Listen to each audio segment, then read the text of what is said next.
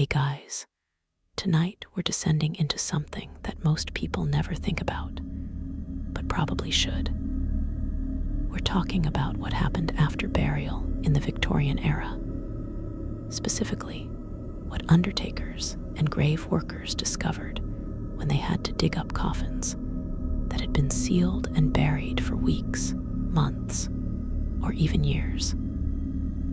So, before we go any further into this unsettling journey, take a moment to like the video and subscribe, but only if you genuinely enjoy what we do here. And let me know in the comments where you're tuning in from and what time it is for you. It's always fascinating to see who's joining us from around the world, especially those of you settling in for the night. Now, dim the lights, maybe turn on a fan for that soft background hum, and let's ease into tonight's journey together. Victorian era, roughly spanning from 1837 to 1901, was a time of contradictions. On one hand, it was an age of progress, industrialization, scientific advancement, and imperial expansion. On the other hand, it was deeply obsessed with death, mourning, and the macabre.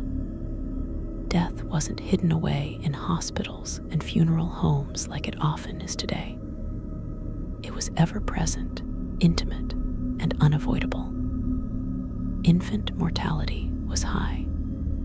Disease spread rapidly through crowded cities. Tuberculosis, cholera, typhoid, and countless other ailments cut lives short with brutal efficiency. The average life expectancy hovered somewhere in the 40s, and that's being generous. Death was a constant companion, and the Victorians developed an elaborate culture around it. Mourning rituals were strict and performative. Widows wore black for years. Mourning jewelry made from the hair of the deceased became fashionable. Post-mortem photography captured the dead posed as if they were merely sleeping, often surrounded by grieving family members. It was all very theatrical, very proper, and very, very strange by today's standards. But beneath all that pomp and ceremony lay a darker, more visceral reality. Bodies had to go somewhere, and in the overcrowded cities of Victorian England, finding space for the dead was becoming a serious problem. Churchyards were packed to bursting. Graves were stacked on top of each other, sometimes literally. The soil in London's cemeteries was so saturated with decomposing human remains that it had a distinct, nauseating odor. Residents near graveyards complained of the smell, the sickness, and the unsettling reality that their water sources were likely contaminated by leaking corpses. It was a public health disaster waiting to happen, and in many cases, it already had. This overcrowding led to a grim necessity: exhumation. Graves had to be reused.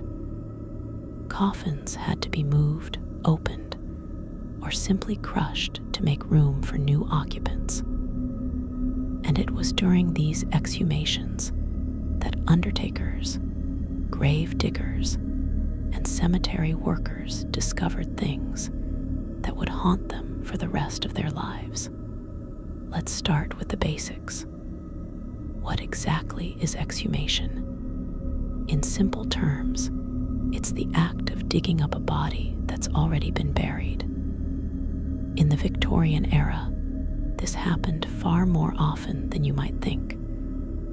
Sometimes it was for legal reasons, a suspected poisoning, a murder investigation, or a dispute over inheritance.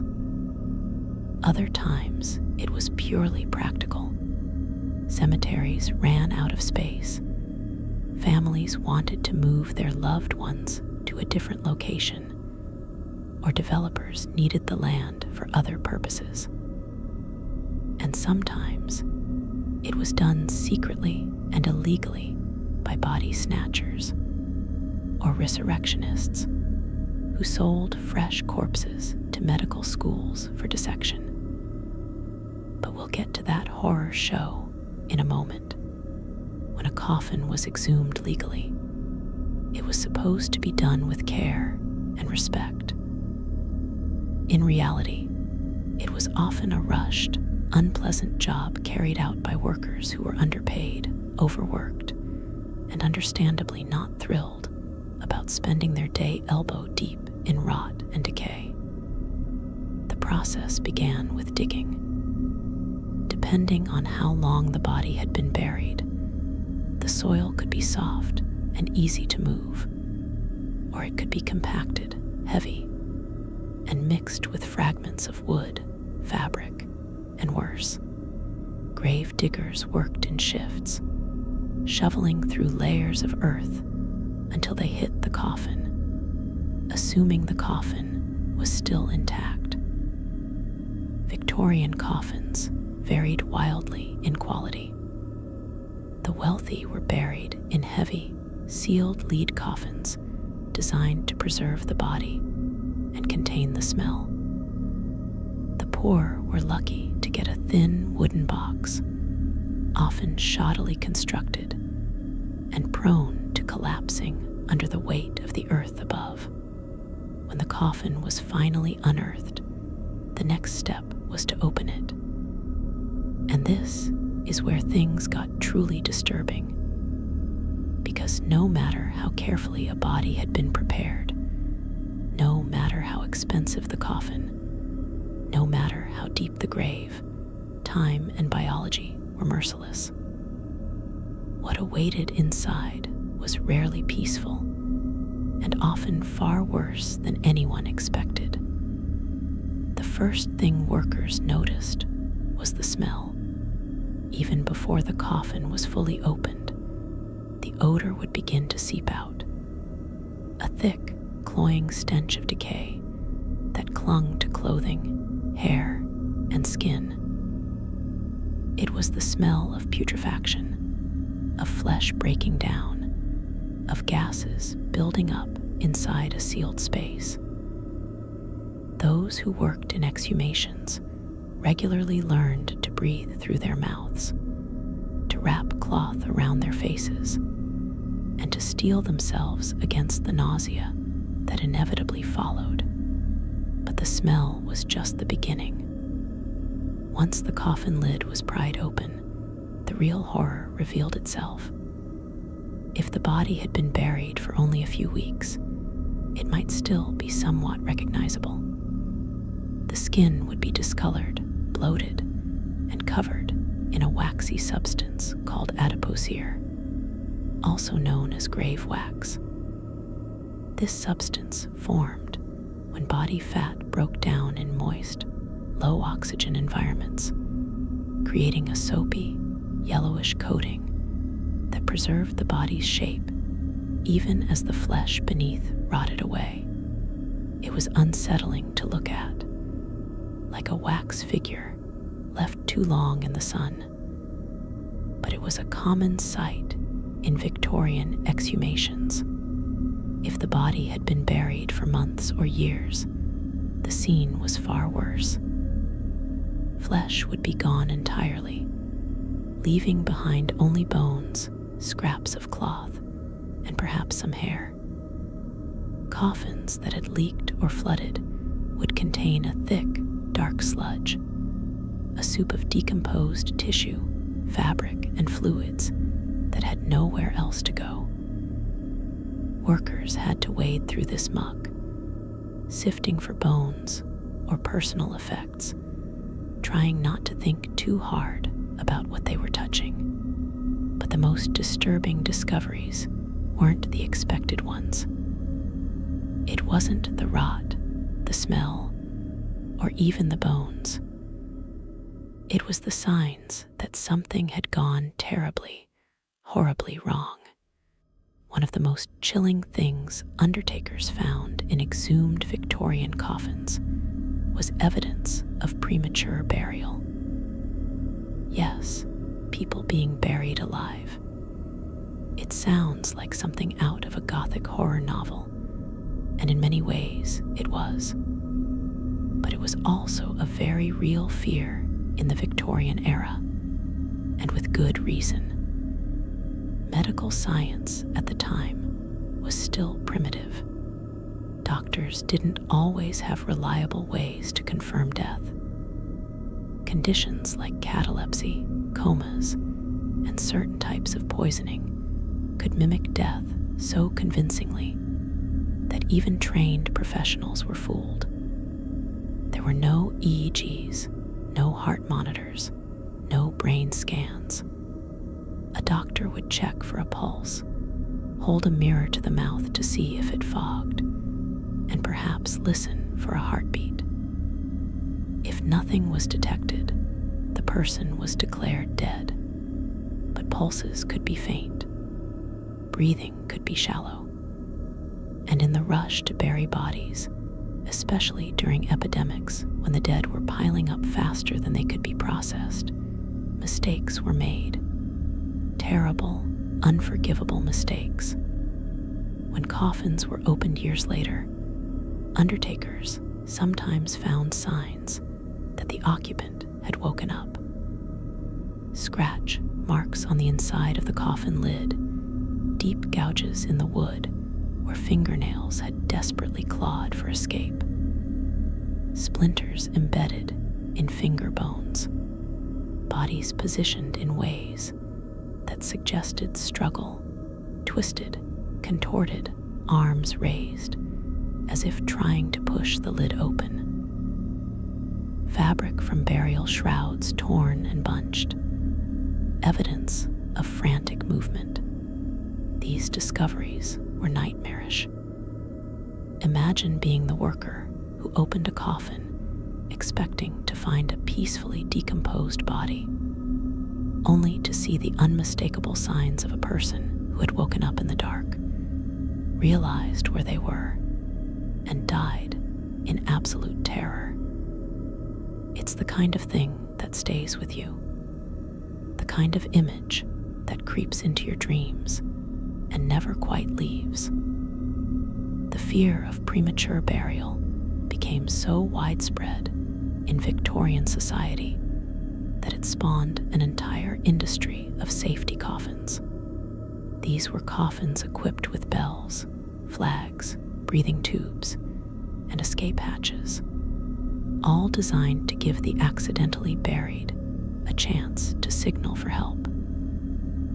Some coffins had a string attached to a bell above ground. If you woke up buried, you could ring the bell, and hopefully, someone would hear and dig you up. This is actually where the phrase "saved by the bell" is sometimes said to have originated, though that etymology is disputed. Other safety coffins were more elaborate.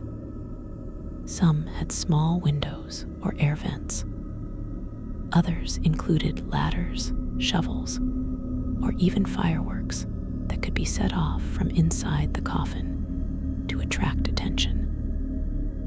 A few particularly paranoid Victorians left instructions in their wills, demanding that their bodies be decapitated or have stakes driven through their hearts before burial, just to make absolutely sure they were dead. It sounds extreme, but when you consider the alternative, waking up 6 feet underground in a sealed box, it starts to make a grim kind of sense. Despite all these precautions, exhumations continued to reveal the horrifying truth. People were still being buried alive, and no amount of bells or breathing tubes could save them if no one was around to hear or respond in time. Now let's talk about body snatchers, because if legal exhumations were disturbing, illegal ones were downright horrifying. In the early 19th century, medical schools desperately needed cadavers for dissection and study. Anatomy was a growing field, and students couldn't learn without hands-on experience. But there was a problem. The only legal source of bodies for dissection was executed criminals, and there simply weren't enough of them to meet demand. So, a black market emerged. Enter the resurrectionists, men who made their living by digging up fresh graves and selling the bodies to medical schools. No questions asked. These weren't your average grave robbers. They were professionals, working quickly and efficiently under cover of darkness. They knew which cemeteries had the loosest security, which graves were freshest, and how to extract a body without leaving obvious signs of disturbance. They didn't steal the coffin. That would be theft, which carried a harsher penalty. Instead, they took only the body, which was legally considered to have no owner and therefore couldn't be stolen, a legal loophole that let them operate with relatively light consequences if caught. The process was brutal. Resurrectionists would dig down to the head of the coffin, smash through the lid, loop a rope or hook around the corpse's neck or chest, and yank it out.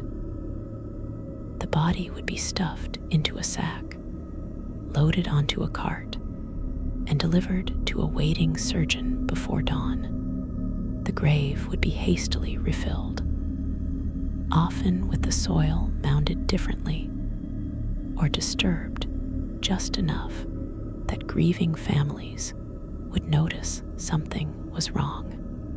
When these tampered graves were eventually exhumed officially, undertakers found empty coffins, broken lids, and sometimes just fragments of the person who was supposed to be resting there. Families were devastated. The violation was deeply personal, not just a theft, but a desecration of their loved one's final resting place. In response, some families took extreme measures.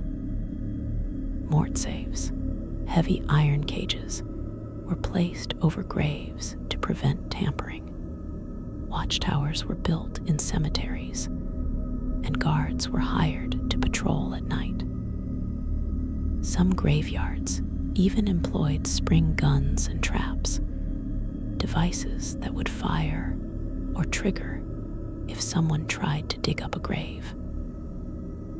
It was a grim arms race between grieving families and the men who preyed on their dead. But body snatching wasn't the only thing that made Victorian exhumations nightmarish. There were also the medical experiments. In the 19th century, scientists and doctors were obsessed with understanding the human body, and they didn't always let ethics get in the way. Bodies that were exhumed for study were sometimes subjected to bizarre and invasive procedures. Autopsies were performed, organs removed and preserved in jars, bones measured and cataloged. Some bodies were injected with preservatives or chemicals to see how they reacted. Others were used in early embalming experiments, their veins filled with arsenic, formaldehyde, or other toxic substances in an attempt to halt decay. And then there were the freak show displays. Yes, some exhumed bodies, particularly those that had been naturally mummified or preserved in unusual ways, were put on public display. Traveling shows and museums would exhibit these corpses as curiosities, charging admission for people to gawk at the remains of someone who had died decades or even centuries earlier. It was macabre entertainment, and it was hugely popular. The Victorians loved their spectacles of death. One of the most famous examples is Jeremy Bentham, the philosopher whose body was preserved and put on display at University College London, where it remains to this day. But Bentham requested this. Most of the exhumed dead had no say in the matter. Undertakers who opened coffins for these purposes saw things that defied explanation. Bodies that hadn't decayed at all, preserved by some strange combination of soil chemistry, climate, and luck. Others that had decomposed in ways that seemed almost supernatural. Flesh turned to liquid, bones twisted and fused, faces frozen in expressions of agony or terror. And then there were the anomalies. Things that shouldn't have been in the coffin, but were. Objects that had been buried with the dead, sometimes intentionally, sometimes not. Victorian burial customs often included placing personal items in the coffin. Jewelry, photographs, letters, locks of hair, even small toys for children. These objects were meant to comfort the dead or serve as mementos for the living. But when coffins were exhumed, undertakers sometimes found items that were far more disturbing. Religious artifacts, crucifixes, rosaries, and Bibles were common and expected. But occasionally, workers would find objects that suggested rituals or beliefs that went beyond mainstream Christianity. Pagan symbols, strange charms, coins placed over the eyes or in the mouth. An ancient tradition meant to pay the ferryman to the afterlife. Some coffins contained mirrors, supposedly placed to trap the soul or reflect evil spirits away. Others held garlic, salt, or iron nails, protections against vampires and other supernatural threats. It sounds like folklore, and it was, but the Victorians took it seriously. Superstition ran deep, especially in rural areas and among the working class. And then there were the letters. Undertakers sometimes found notes tucked into coffins, final messages from the living to the dead, or more disturbingly, from the dead to the living. Some were touching, expressions of love and grief. Others were accusations, confessions, or warnings. A wife buried with a letter denouncing her husband. A child buried with a note begging forgiveness. These messages, preserved in the airless dark of a sealed coffin, offered a glimpse into the emotional turmoil of the people left behind. But the most unsettling finds were the ones that suggested foul play. Exhumations conducted as part of criminal investigations sometimes revealed bodies that had been poisoned, strangled, or otherwise murdered. The Victorians loved a good poisoning scandal, and arsenic was the poison of choice. It was cheap, easily accessible, tasteless, and its symptoms mimicked common illnesses. When a suspicious death occurred, exhumation was often the only way to prove what had really happened. Undertakers opening these coffins would find bodies in various states of preservation. But toxicology tests, primitive as they were, could detect arsenic even years after death. The discovery of poison in an exhumed body could turn a closed case into a murder trial, sending the guilty to the gallows. and vindicating the dead. Some of these cases became infamous. The case of Mary Ann Cotton, a serial killer who poisoned over 20 people with arsenic, was only solved after multiple exhumations revealed the truth. Each opened coffin brought another piece of the puzzle, another victim, another life stolen. But not every exhumation revealed a crime. Some revealed tragedies of a different kind. Bodies of children, far too many of them, victims of disease, poverty, and neglect. Victorian child mortality was staggering. In some urban areas, nearly half of all children died before the age of 5. Exhumed coffins often contained tiny bodies, some so small they barely filled the space. Undertakers, hardened as they were to death, often found these cases the most difficult. There's something uniquely heartbreaking about opening a coffin and finding a child inside, especially when the burial had been done in haste or poverty.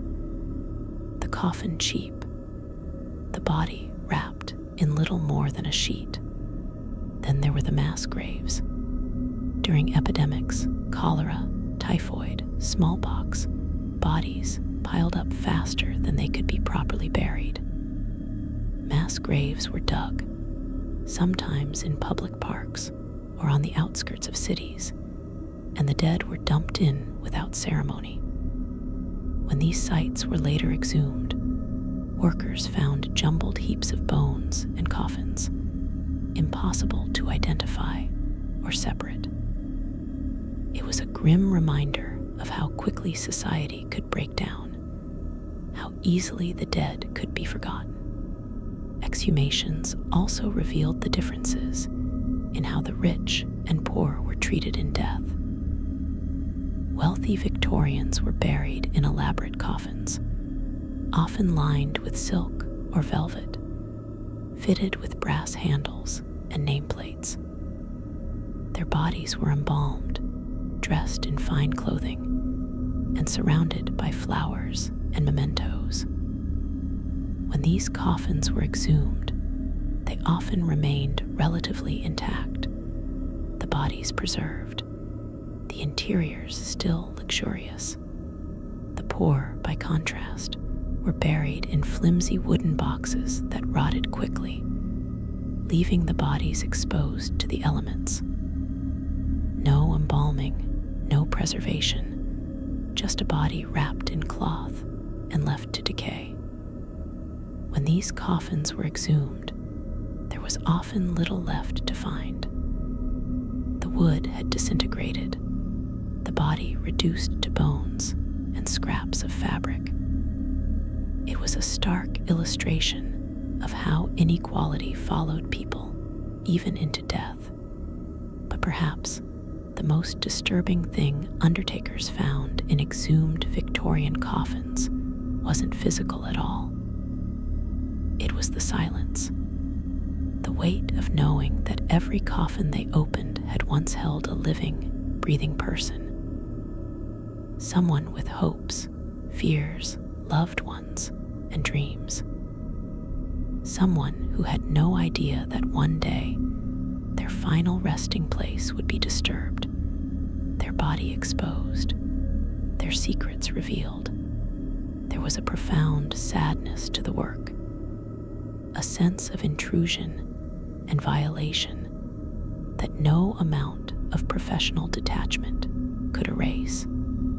Undertakers and grave workers didn't talk much about what they saw. It wasn't the kind of thing you brought up over dinner, but the images stayed with them. The scratch marks on the coffin lid, the twisted bodies, the empty coffins robbed by resurrectionists, the children, the poison victims, the forgotten poor. It all accumulated, a catalog of horrors that most people never had to confront. And yet, the work continued. Coffins were opened, bodies examined, reburied, or moved. The cycle repeated again and again, because death, as the Victorians knew all too well, never stopped. It just waited, patient and inevitable for everyone. The Victorian obsession with death extended far beyond the grave. It permeated every aspect of society, from fashion to literature, from art to science. And nowhere was this obsession more visible than in the elaborate mourning rituals that governed how people were expected to grieve. But beneath the surface of these carefully choreographed performances of sorrow lay a darker truth. Death was messy, unpredictable, and often terrifying. And when coffins were exhumed, that truth became impossible to ignore. Let's talk about what happened to bodies after burial. The process of decomposition is natural, inevitable, and deeply unpleasant. In the Victorian era, most people had at least a basic understanding of what happened to a body after death, even if they didn't have the scientific vocabulary to describe it. They knew that flesh rotted, that bones remained, that time was cruel to the dead. But knowing something intellectually and witnessing it firsthand are two very different things. Undertakers, who exhumed Victorian coffins, saw decomposition in all its stages, and what they found often contradicted everything mourners wanted to believe about their loved ones resting in peace. The first stage of decomposition begins almost immediately after death. Within minutes, blood stops circulating, cells begin to die, and bacteria that once lived harmlessly in the gut start to spread throughout the body. This is when the smell begins, faint at first, but growing stronger with each passing hour. In the Victorian era, embalming was not standard practice for most people. It was expensive, time-consuming, and required chemicals that weren't always available. So most bodies were buried within a day or two of death, with minimal preservation. This meant that by the time the coffin was sealed and lowered into the ground, decomposition was already well underway. Within the first few days, the body would begin to bloat. Gases produced by bacteria built up inside the torso, causing the abdomen to swell and distend. The face would puff up, features becoming distorted and unrecognizable. Skin would darken and take on a greenish tint, especially around the abdomen. Fluids would begin to leak from the mouth, nose, and other orifices, staining the burial clothes and pooling at the bottom of the coffin. This is the stage where the smell becomes truly overpowering. A thick, sweet, nauseating odor that can make even experienced undertakers gag. When coffins were exhumed after only a week or two, this is what workers found. Bodies that looked nothing like the people they had been, swollen, discolored, and surrounded by the viscous fluids of decay. But the process didn't stop there. Over the following weeks and months, the body would continue to break down. Skin would begin to slip away from the underlying tissue, a process called skin slippage, leaving behind raw, exposed flesh. Hair and nails, which many people believed continued to grow after death, would appear longer simply because the skin around them had receded. bloating would eventually subside as gases escaped through tears in the skin or through the natural openings of the body. What remained was a deflated, shrunken version of what had once been a person. And still, the decomposition continued. By the time several months had passed, soft tissues would be largely gone. Organs would have liquefied and drained away. Muscles would have separated from bones. What was left was a skeleton, still held together by dried ligaments and scraps of leathery skin, dressed in rotting fabric and lying in a pool of dark, foul-smelling liquid. This liquid, called purge fluid, was a mixture of decomposed tissue, bodily fluids, and the byproducts of bacterial activity. It collected at the bottom of coffins, seeping into the wood, saturating the burial clothes, and creating a horrific sludge that undertakers had to wade through when exhuming bodies. In some cases, though, decomposition didn't follow the expected pattern. Environmental factors could dramatically alter how a body broke down.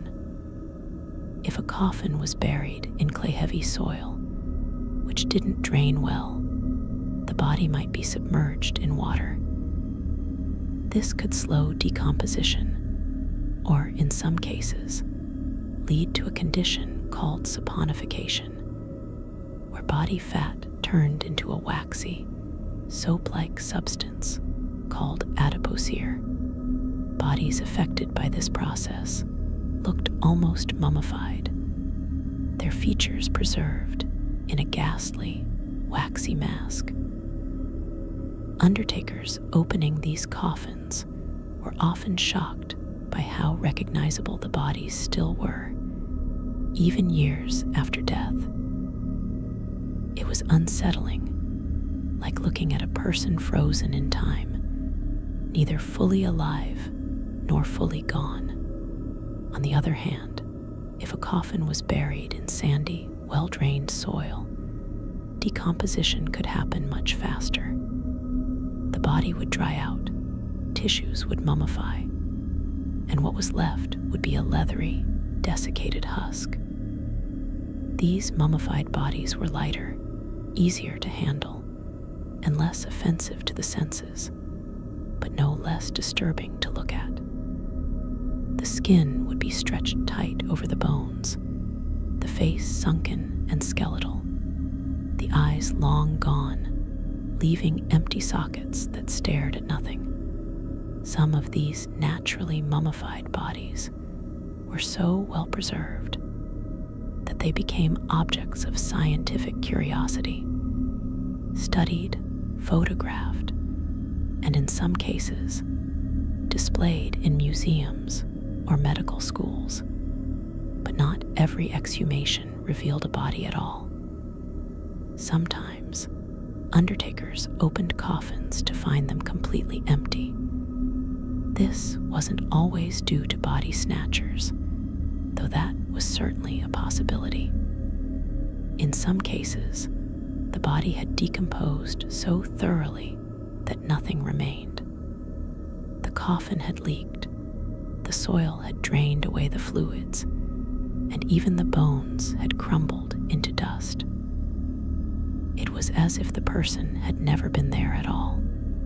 For families who had paid for an exhumation, hopping to move their loved one to a new resting place, or to confirm their identity, this was a devastating discovery.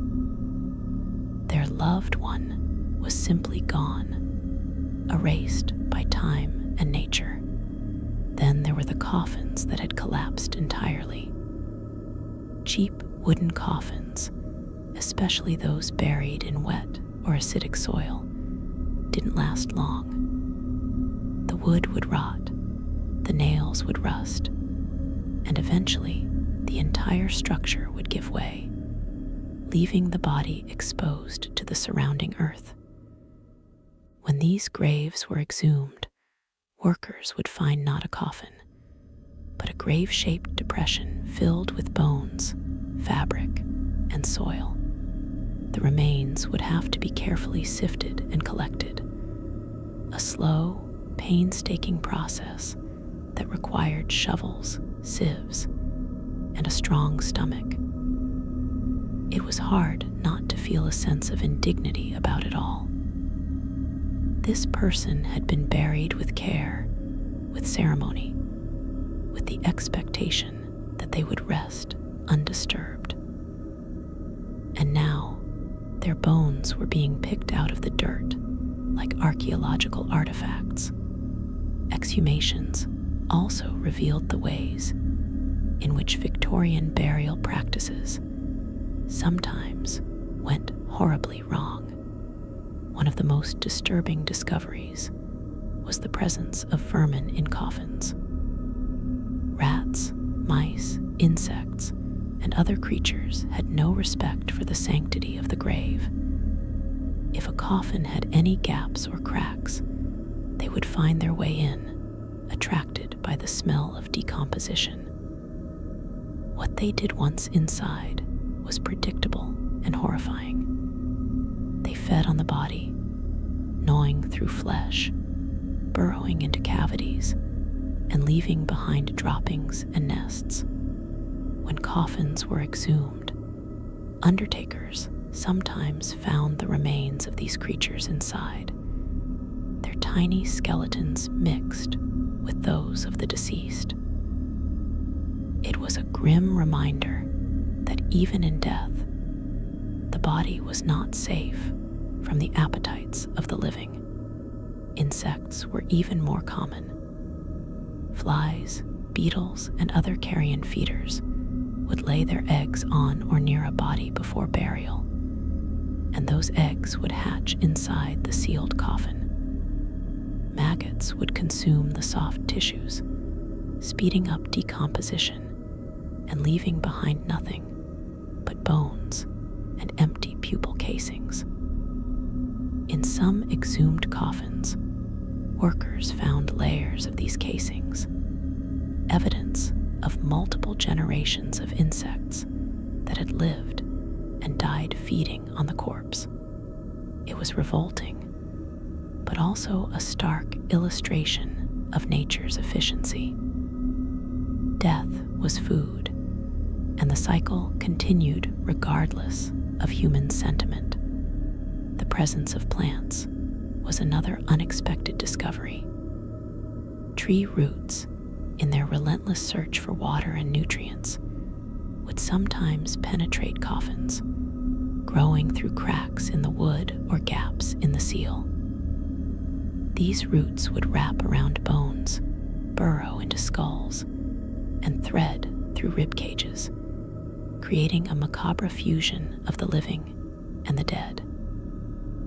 When coffins were opened, undertakers would find skeletons entwined with roots, the two inseparable.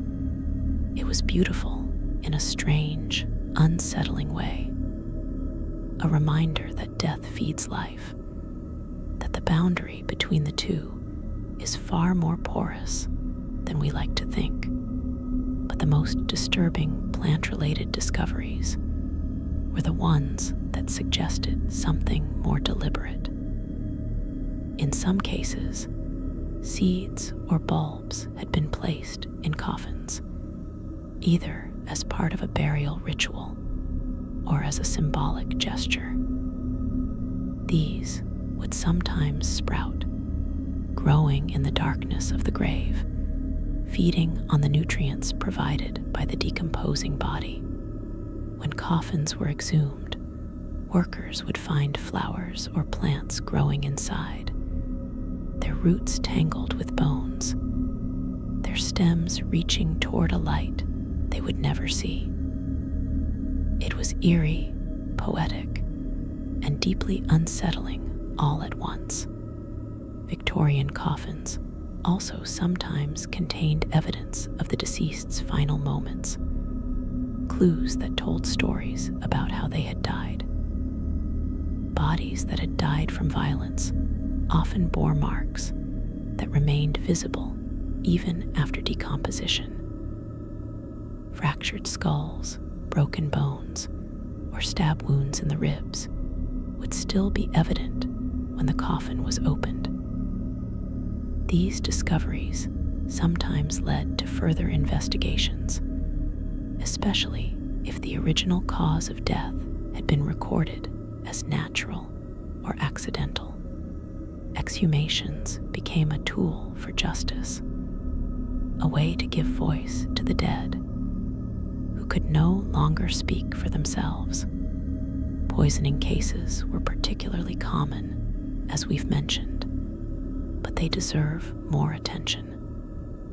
Arsenic, the poison of choice for Victorian murderers, had a unique property. It was absorbed into the bones and hair, and it remained detectable long after the soft tissues had decayed. This made exhumation a powerful tool in poisoning investigations. Bodies that had been buried for years could still provide evidence of foul play. The famous case of Charles Bravo, who died in 1876 under mysterious circumstances, involved multiple exhumations and toxicological analyses. Each time his body was dug up, scientists tested for poison, trying to determine whether he had been murdered or had taken his own life. The process was invasive, degrading, and ultimately inconclusive, but it highlighted just how far the Victorians were willing to go in their pursuit of the truth. But not all exhumations were about solving crimes. Some were about confirming identity. In cases where multiple people had been buried in the same grave, or where records were unclear, exhumation was the only way to determine who was actually in the coffin. This was especially common in paupers' graves, where the poor were buried in mass plots with little ceremony and even less documentation. When these graves were exhumed, often decades later, workers would find a jumble of bones, coffins stacked on top of each other, and no clear way to tell who was who. It was a sad, chaotic testament to how little value society placed on the lives of the poor, even in death. Identifying bodies from these mass graves was a grueling process. Workers would sort through the remains, looking for anything that might provide a clue: clothing, jewelry, dental work, unique bone structures. In some cases, family members would be brought in to try to identify their loved ones based on these fragments. It was heartbreaking work, made all the more difficult by the fact that many of the bodies were children. Paupers' graves were filled with them, tiny skeletons that told stories of lives cut short by poverty, disease, and neglect. Undertakers would find coffins that were barely larger than shoeboxes, containing bones so small and fragile they could crumble at a touch. These were the forgotten dead, the ones no one had money to bury properly, and exhumation was often the first time anyone had paid attention to them in decades. Then there were the war dead. The Victorian era saw numerous military conflicts, from the Crimean War to the Boer War, and soldiers who died abroad were often buried hastily in mass graves or temporary cemeteries. Years later, efforts would be made to repatriate these bodies or to move them to more permanent resting places. Exhumations of military graves revealed the brutal reality of war, Bodies were often found in uniforms that had rotted away, leaving only buttons and belt buckles as identifiers. Bones bore the marks of gunshot wounds, shrapnel, and amputations. Some skeletons were incomplete, missing limbs or heads, evidence of battlefield injuries that had been too severe to survive. It was a grim reminder that war's toll didn't end when the fighting stopped. Victorian exhumations also revealed the extent to which grave robbery was a problem. We've talked about body snatchers, but there was another form of theft that was even more common and equally disturbing. Grave robbers would break into coffins not to steal the body, but to steal the valuables that had been buried with it. Jewelry, watches, rings, gold teeth, anything of value was fair game. These thieves were often opportunistic, striking soon after a burial when they knew the deceased had been buried with expensive items. When coffins were exhumed, undertakers would find that fingers had been cut off to remove rings. Teeth had been pulled to extract gold fillings, and clothing had been torn apart in the search for hidden valuables. It was a violation that went beyond theft, a desecration that left families feeling as though their loved ones had been attacked all over again. In response to this problem, some families took extreme precautions. They would bury their loved ones with decoy jewelry, cheap imitations that would satisfy thieves without sacrificing genuine valuables. Others would arrange for guards to watch over fresh graves for the first few nights, the most vulnerable period. And some would opt for deeper burials or more secure coffins, anything to protect the dead from the living who preyed on them. But no precaution was foolproof. Grave robbers were persistent, and they knew how to work quickly and quietly. By the time a theft was discovered, often during an exhumation months or years later, the culprits were long gone. Victorian exhumations also brought to light the ways in which the funeral industry itself was sometimes corrupt or negligent. Undertakers were supposed to handle the dead with dignity and respect, but not all of them did. Some would cut corners, using cheap materials or skipping steps in the burial process to save money. Others would outright defraud grieving families, charging for expensive coffins or services, and then delivering something far cheaper.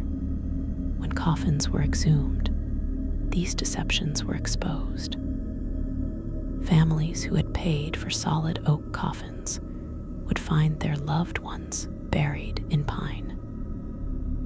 Those who had paid for lead-lined coffins would discover that the lead was just a thin sheet covering a wooden interior.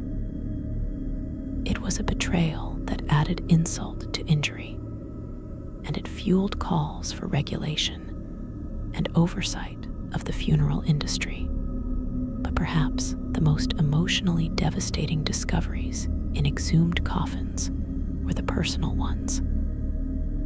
Objects that had been placed in the coffin by grieving family members, tokens of love and remembrance that were never meant to be seen again.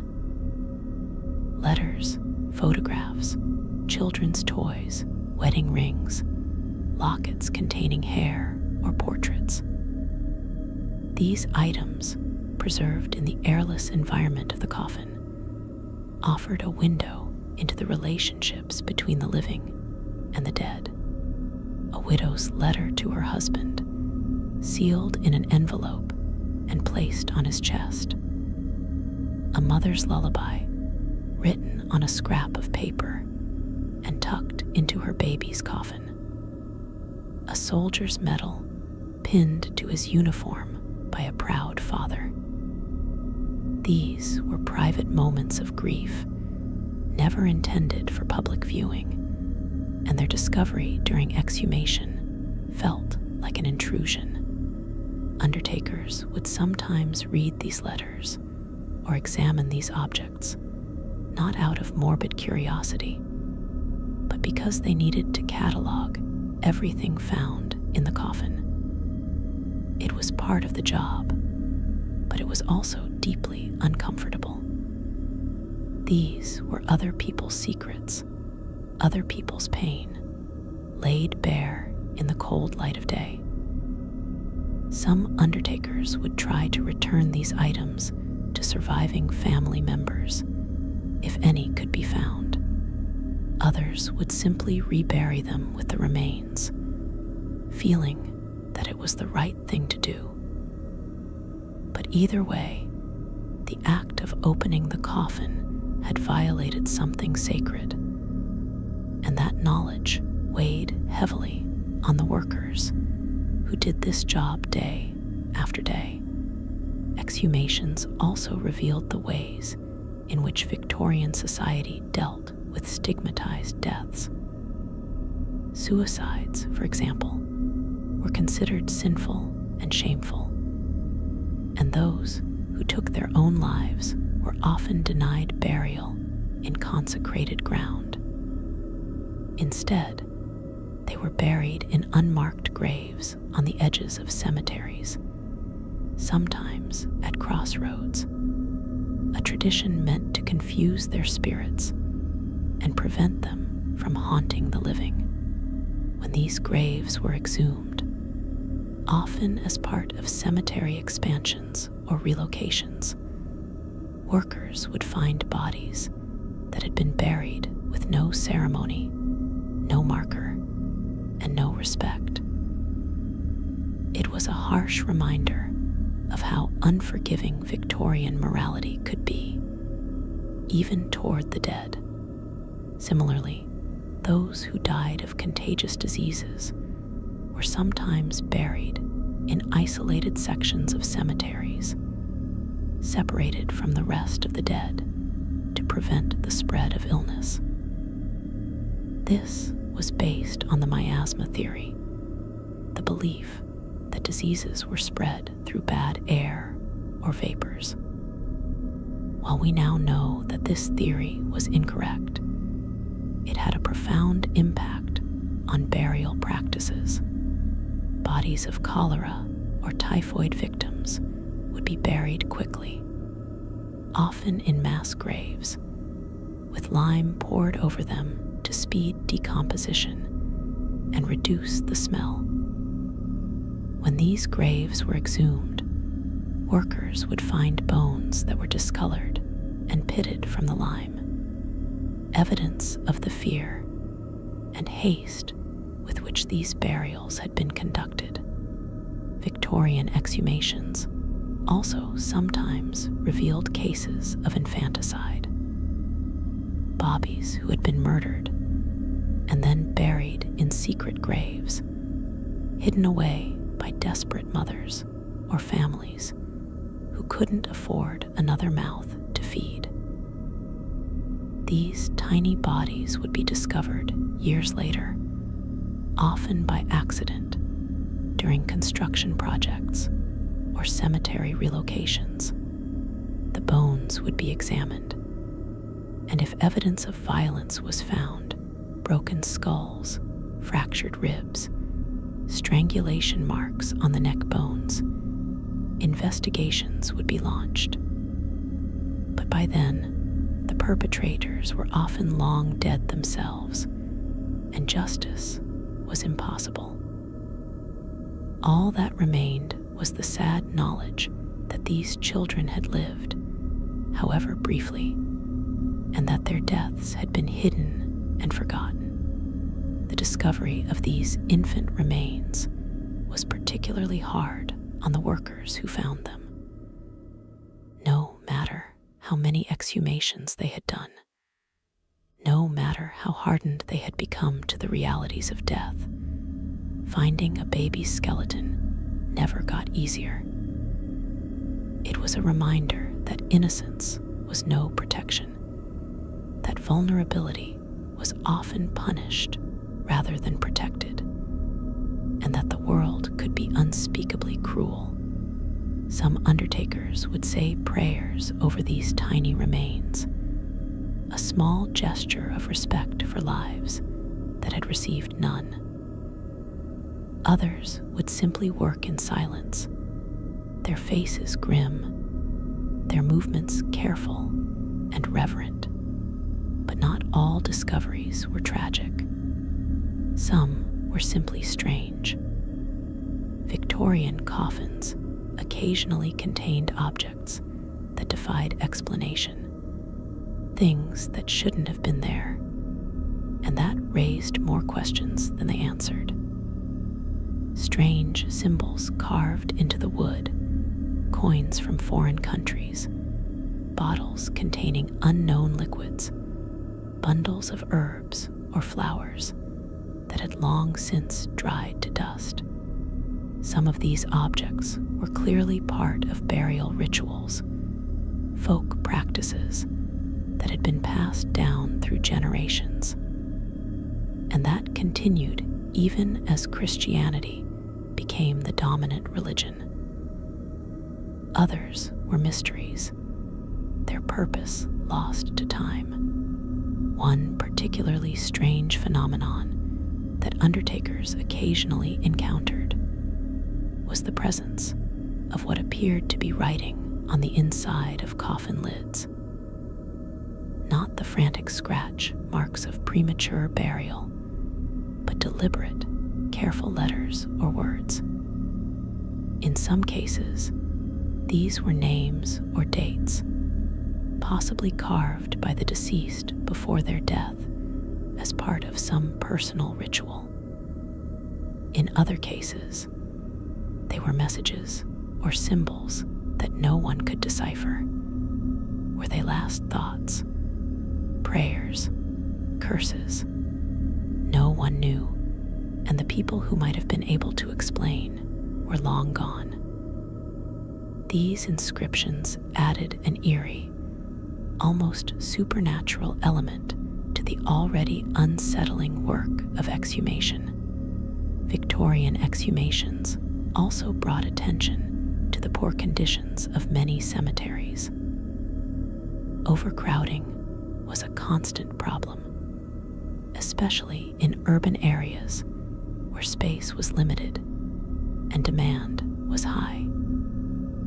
Graves were dug too shallow, coffins were stacked too close together, and the soil was reused so many times that it was more corpse than earth. When exhumations were conducted in these cemeteries, workers would often find that coffins had crushed into each other, that bones from different graves had become mixed together, and that the ground itself was saturated with decomposition fluids.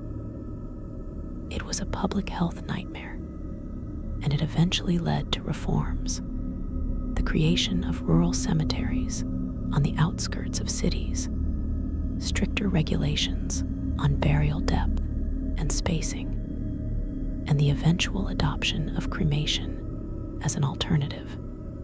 But reform came slowly, and in the meantime, the work of exhumation continued. Undertakers and grave workers became experts in death, not in the abstract, philosophical sense, but in the visceral, practical sense. They knew what a body looked like at every stage of decay. They knew how to handle remains without damaging them. They knew how to control their reactions, to keep their faces neutral, to do their job even when every instinct screamed at them to look away. It was hard, unpleasant, often traumatizing work, but someone had to do it.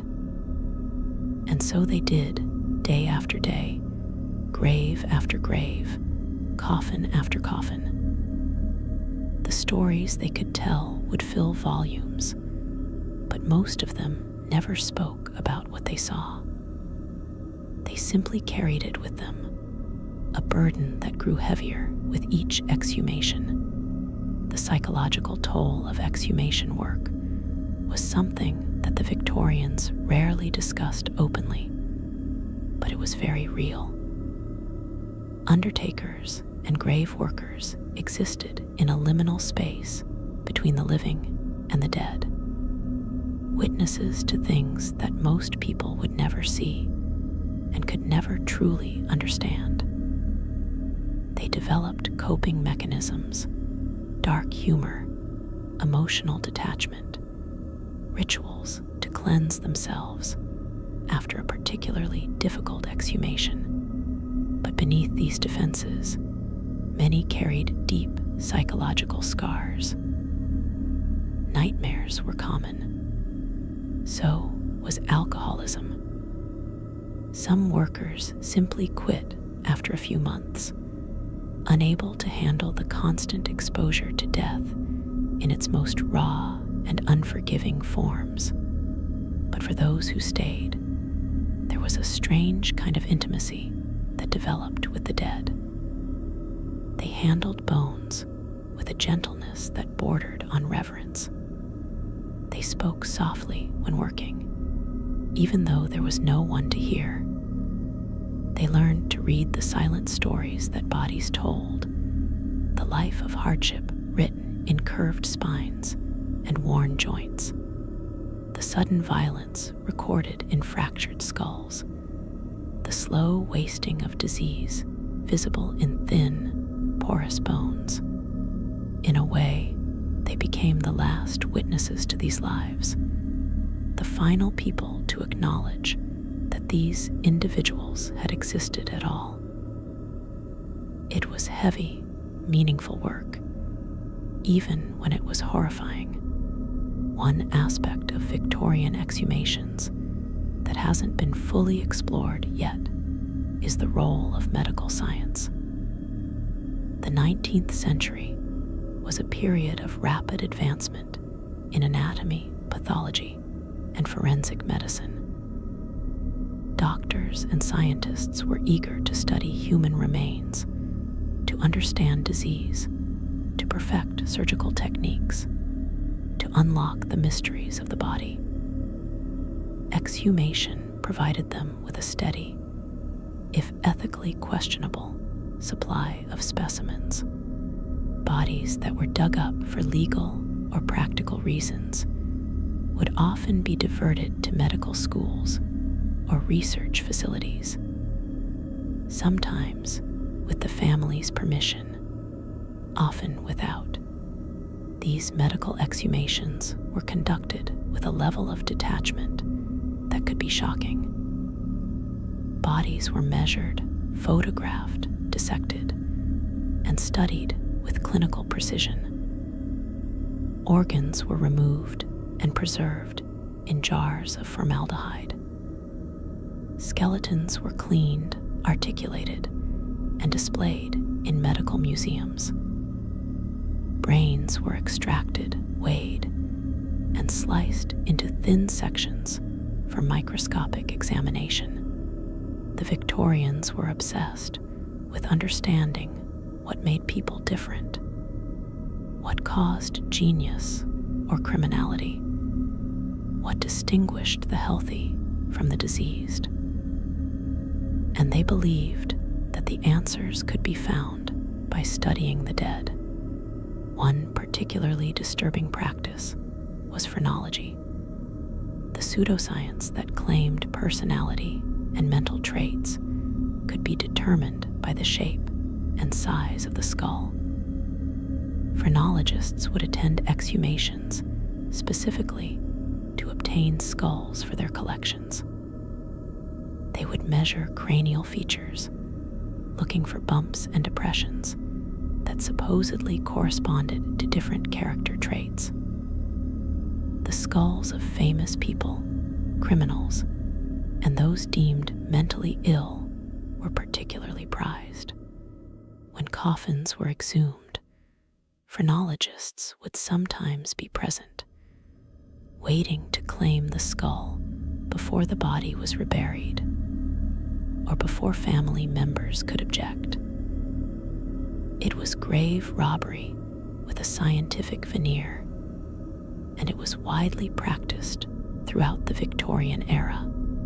The bodies of executed criminals were especially sought after for medical study.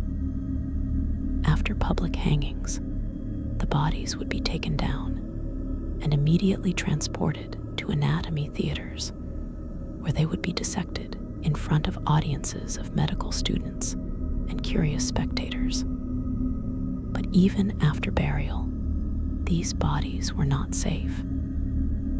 Exhumations of executed criminals were relatively common, conducted under the guise of research or education. The families of these individuals rarely had any say in the matter. Their loved ones had been condemned by society in life, and that condemnation extended into death. Their bodies became property of the state, to be used as science saw fit. This practice extended to other marginalized groups as well. The bodies of the poor, the mentally ill, and those who died in workhouses or asylums were routinely exhumed for medical purposes. These were people who had little power in life and even less in death. No one advocated for them. No one demanded that they be treated with dignity. And so their bodies were dug up, studied, experimented on, and discarded. It was a system that reflected and reinforced the class hierarchies of Victorian society, where some lives and some deaths were valued more than others. But medical exhumations also led to genuine scientific breakthroughs. The study of preserved organs helped doctors understand diseases like tuberculosis, cholera, and syphilis. Examination of bones revealed nutritional deficiencies and the long-term effects of physical labor. Forensic techniques developed through the study of exhumed bodies would eventually become crucial tools in criminal investigations. The knowledge gained through these exhumations, however ethically questionable the methods, did advance medical science in ways that benefited the living. It's a complicated legacy, one that forces us to confront the uncomfortable truth that progress sometimes comes at the expense of human dignity. Victorian exhumations also played a role in what we might call proto-archaeology. As cities expanded and new construction projects began, old burial grounds were frequently discovered. Some of these were medieval or even Roman in origin, their locations forgotten over centuries. When these ancient graves were exhumed, they revealed fascinating insights into how people lived and died in earlier eras. But the methods used were often crude and destructive. Bones were carelessly extracted, artifacts were lost or stolen, and entire burial sites were obliterated in the name of progress. It wasn't until later in the Victorian period that more systematic, careful approaches to archaeological excavation began to develop. One particularly controversial aspect of Victorian exhumations involved the treatment of non-Christian burials. Jewish cemeteries, for example, were sometimes exhumed to make way for development, despite strong religious objections. In Jewish tradition, the body is sacred and should remain undisturbed in its grave until the resurrection. Exhumation was seen as a profound violation of religious law and a desecration of the dead. But Victorian authorities often dismissed these concerns, prioritizing economic development over religious sensibilities. When Jewish graves were exhumed, families and communities protested, but they rarely had the political power to stop it. The bodies would be relocated, often to less desirable locations, and the old cemetery land would be sold or repurposed. Similarly, the graves of other religious minorities, Catholics in Protestant areas, Muslims, Hindus, and others, were sometimes treated with less respect than those in Anglican churchyards.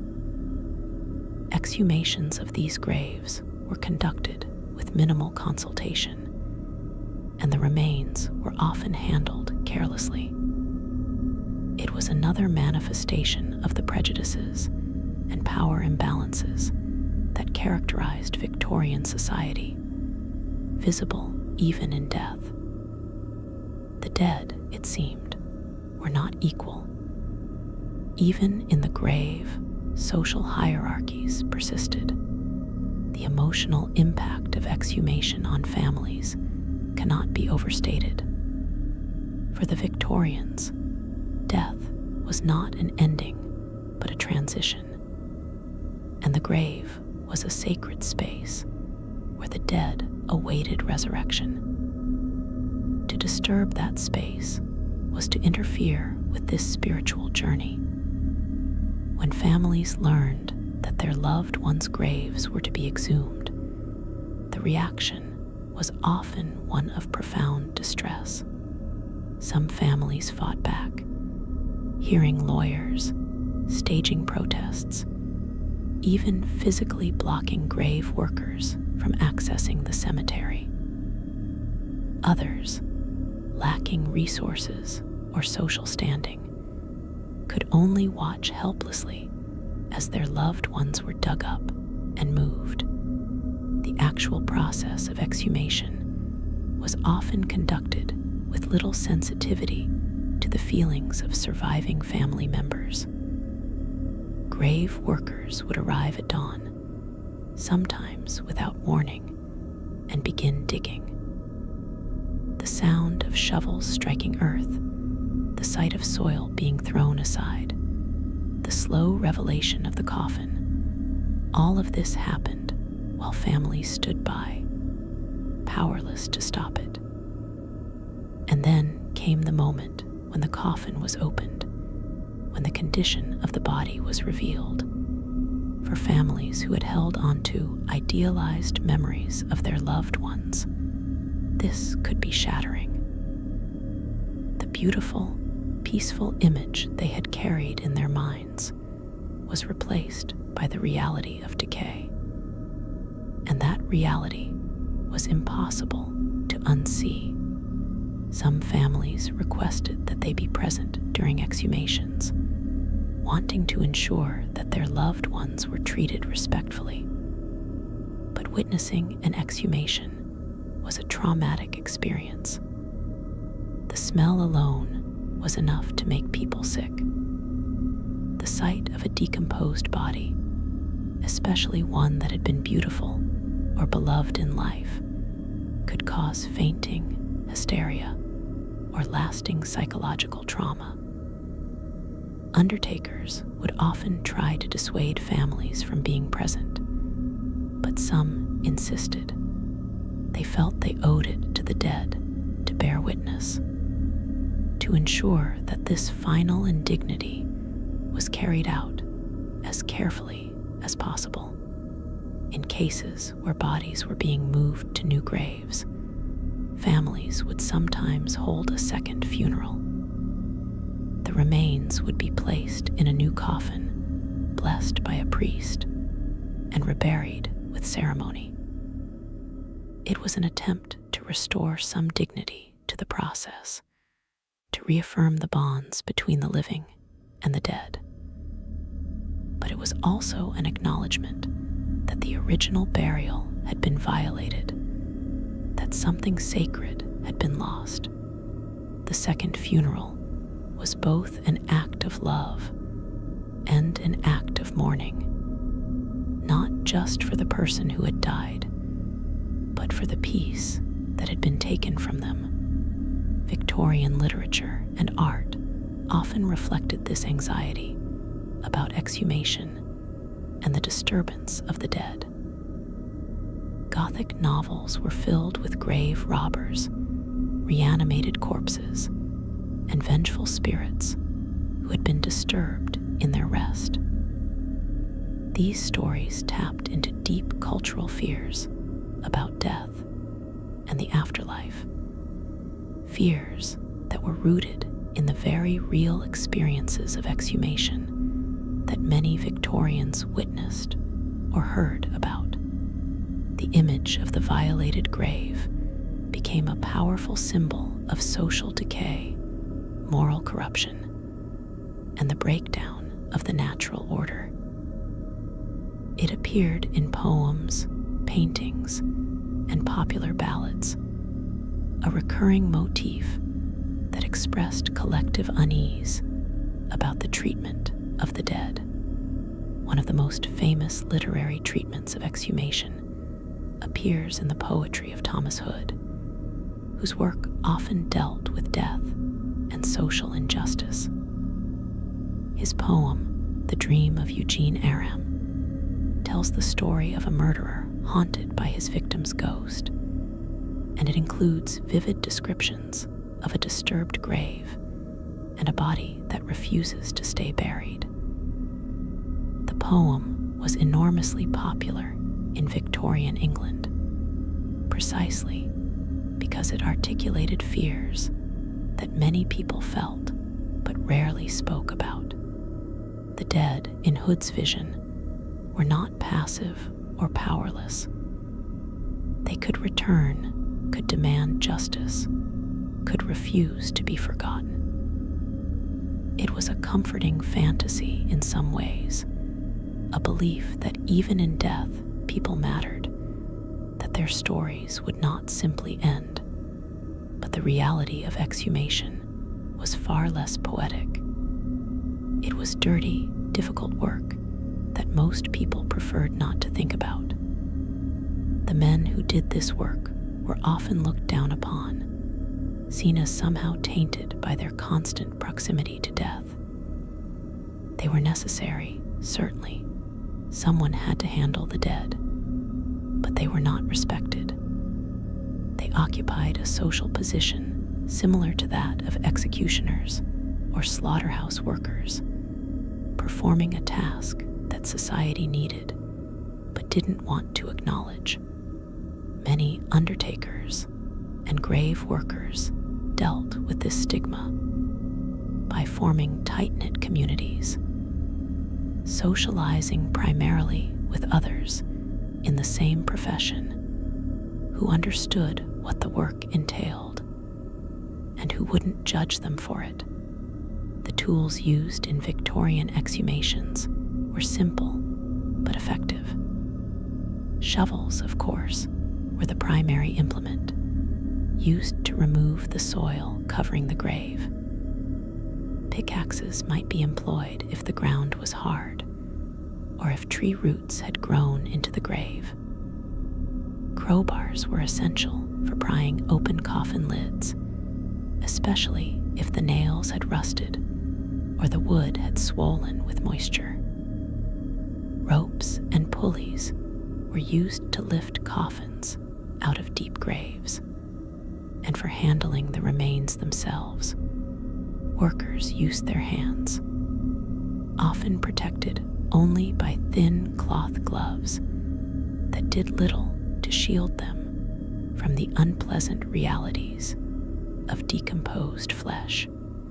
In later Victorian times, as exhumation became more common and more regulated, specialized tools began to appear. Coffin lifters, metal devices that could hook under a coffin and allow it to be raised without damaging it, became standard equipment. Breathing masks soaked in vinegar or other strong-smelling substances were used to help workers tolerate the smell of decay. Portable lighting, oil lamps, or later gas lamps allowed exhumations to be conducted at night or in the early morning when fewer people were around to witness the disturbing process. These innovations made the work slightly less unpleasant, but they couldn't change its fundamental nature. Exhumation remained grim, unsettling labor that took a toll on everyone involved. The legal framework surrounding exhumation in Victorian England was complex and often contradictory. In theory, disturbing a grave without proper authorization was a serious crime. In practice, exhumations happened all the time, sometimes legally, often not. The law distinguished between exhuming a body for legitimate purposes, medical research, criminal investigation, cemetery relocation, and exhuming a body for profit or malicious intent. But proving intent was difficult, and enforcement was inconsistent.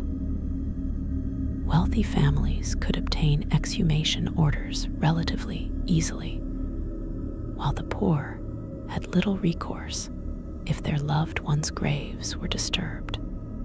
The Anatomy Act of 1832 had been passed in part to address the problem of body snatching by providing medical schools with legal access to unclaimed bodies. But it didn't completely solve the problem. Demand for cadavers continued to outstrip legal supply, and illegal exhumations persisted.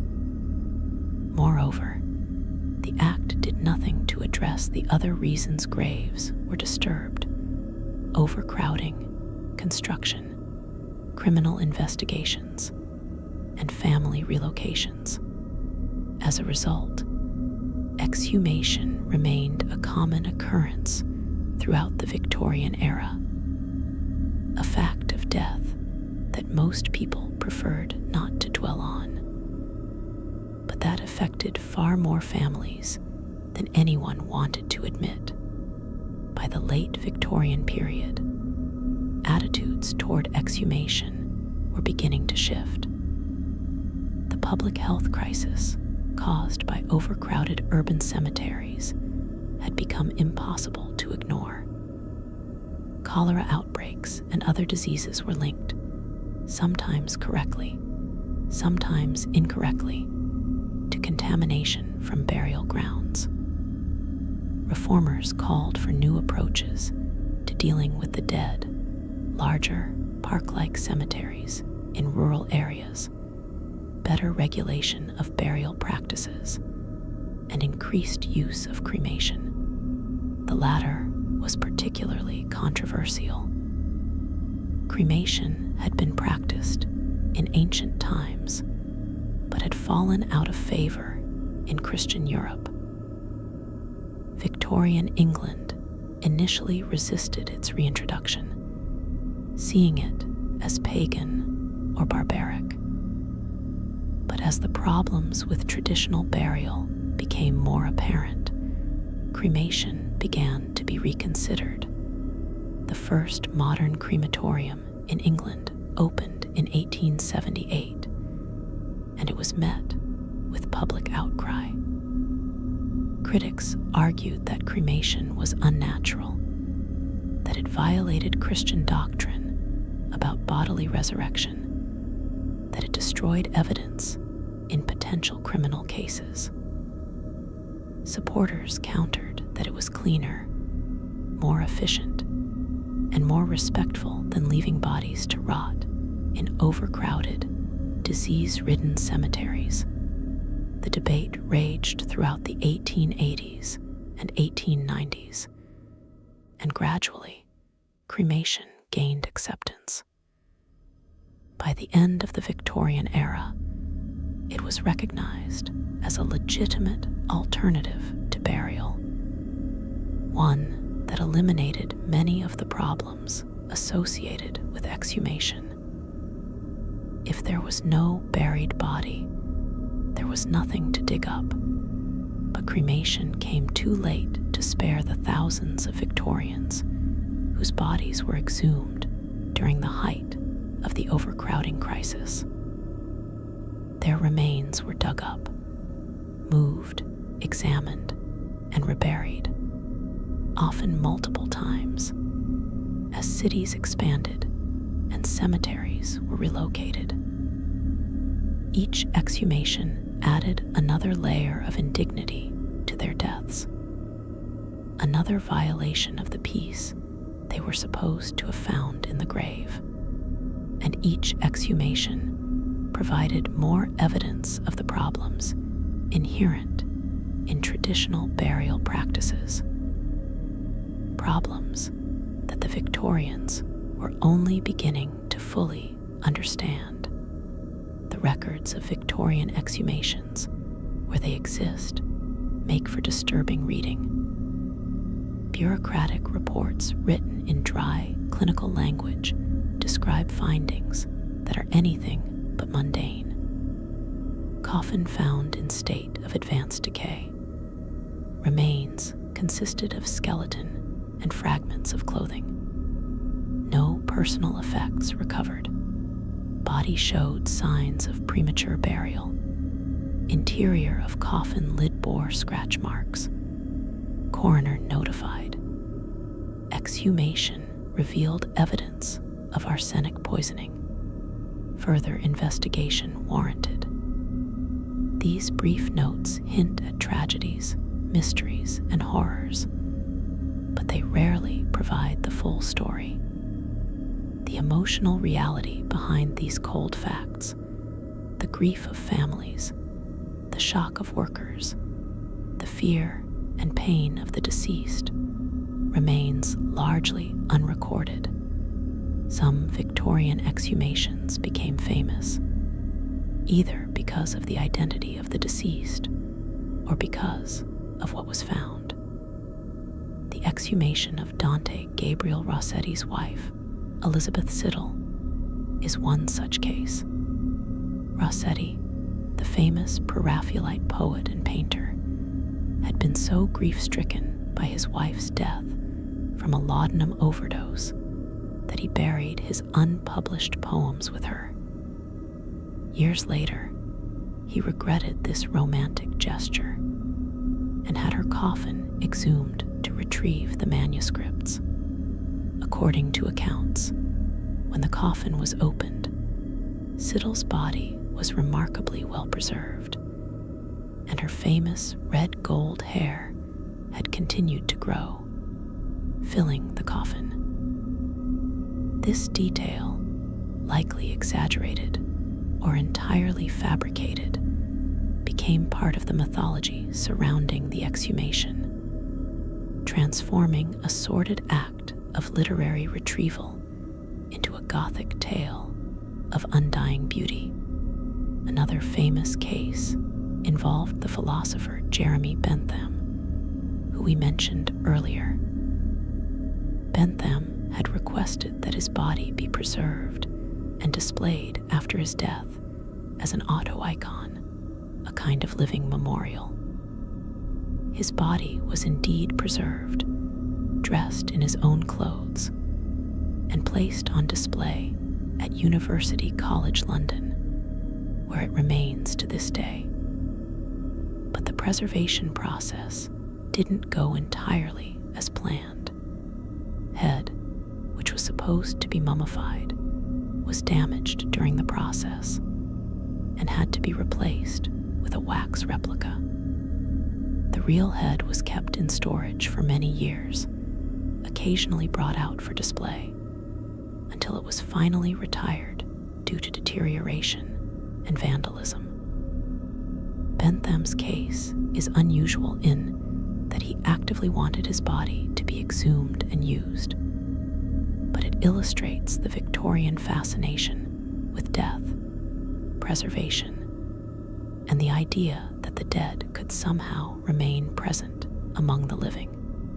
Not all famous exhumations were voluntary or had such relatively benign purposes.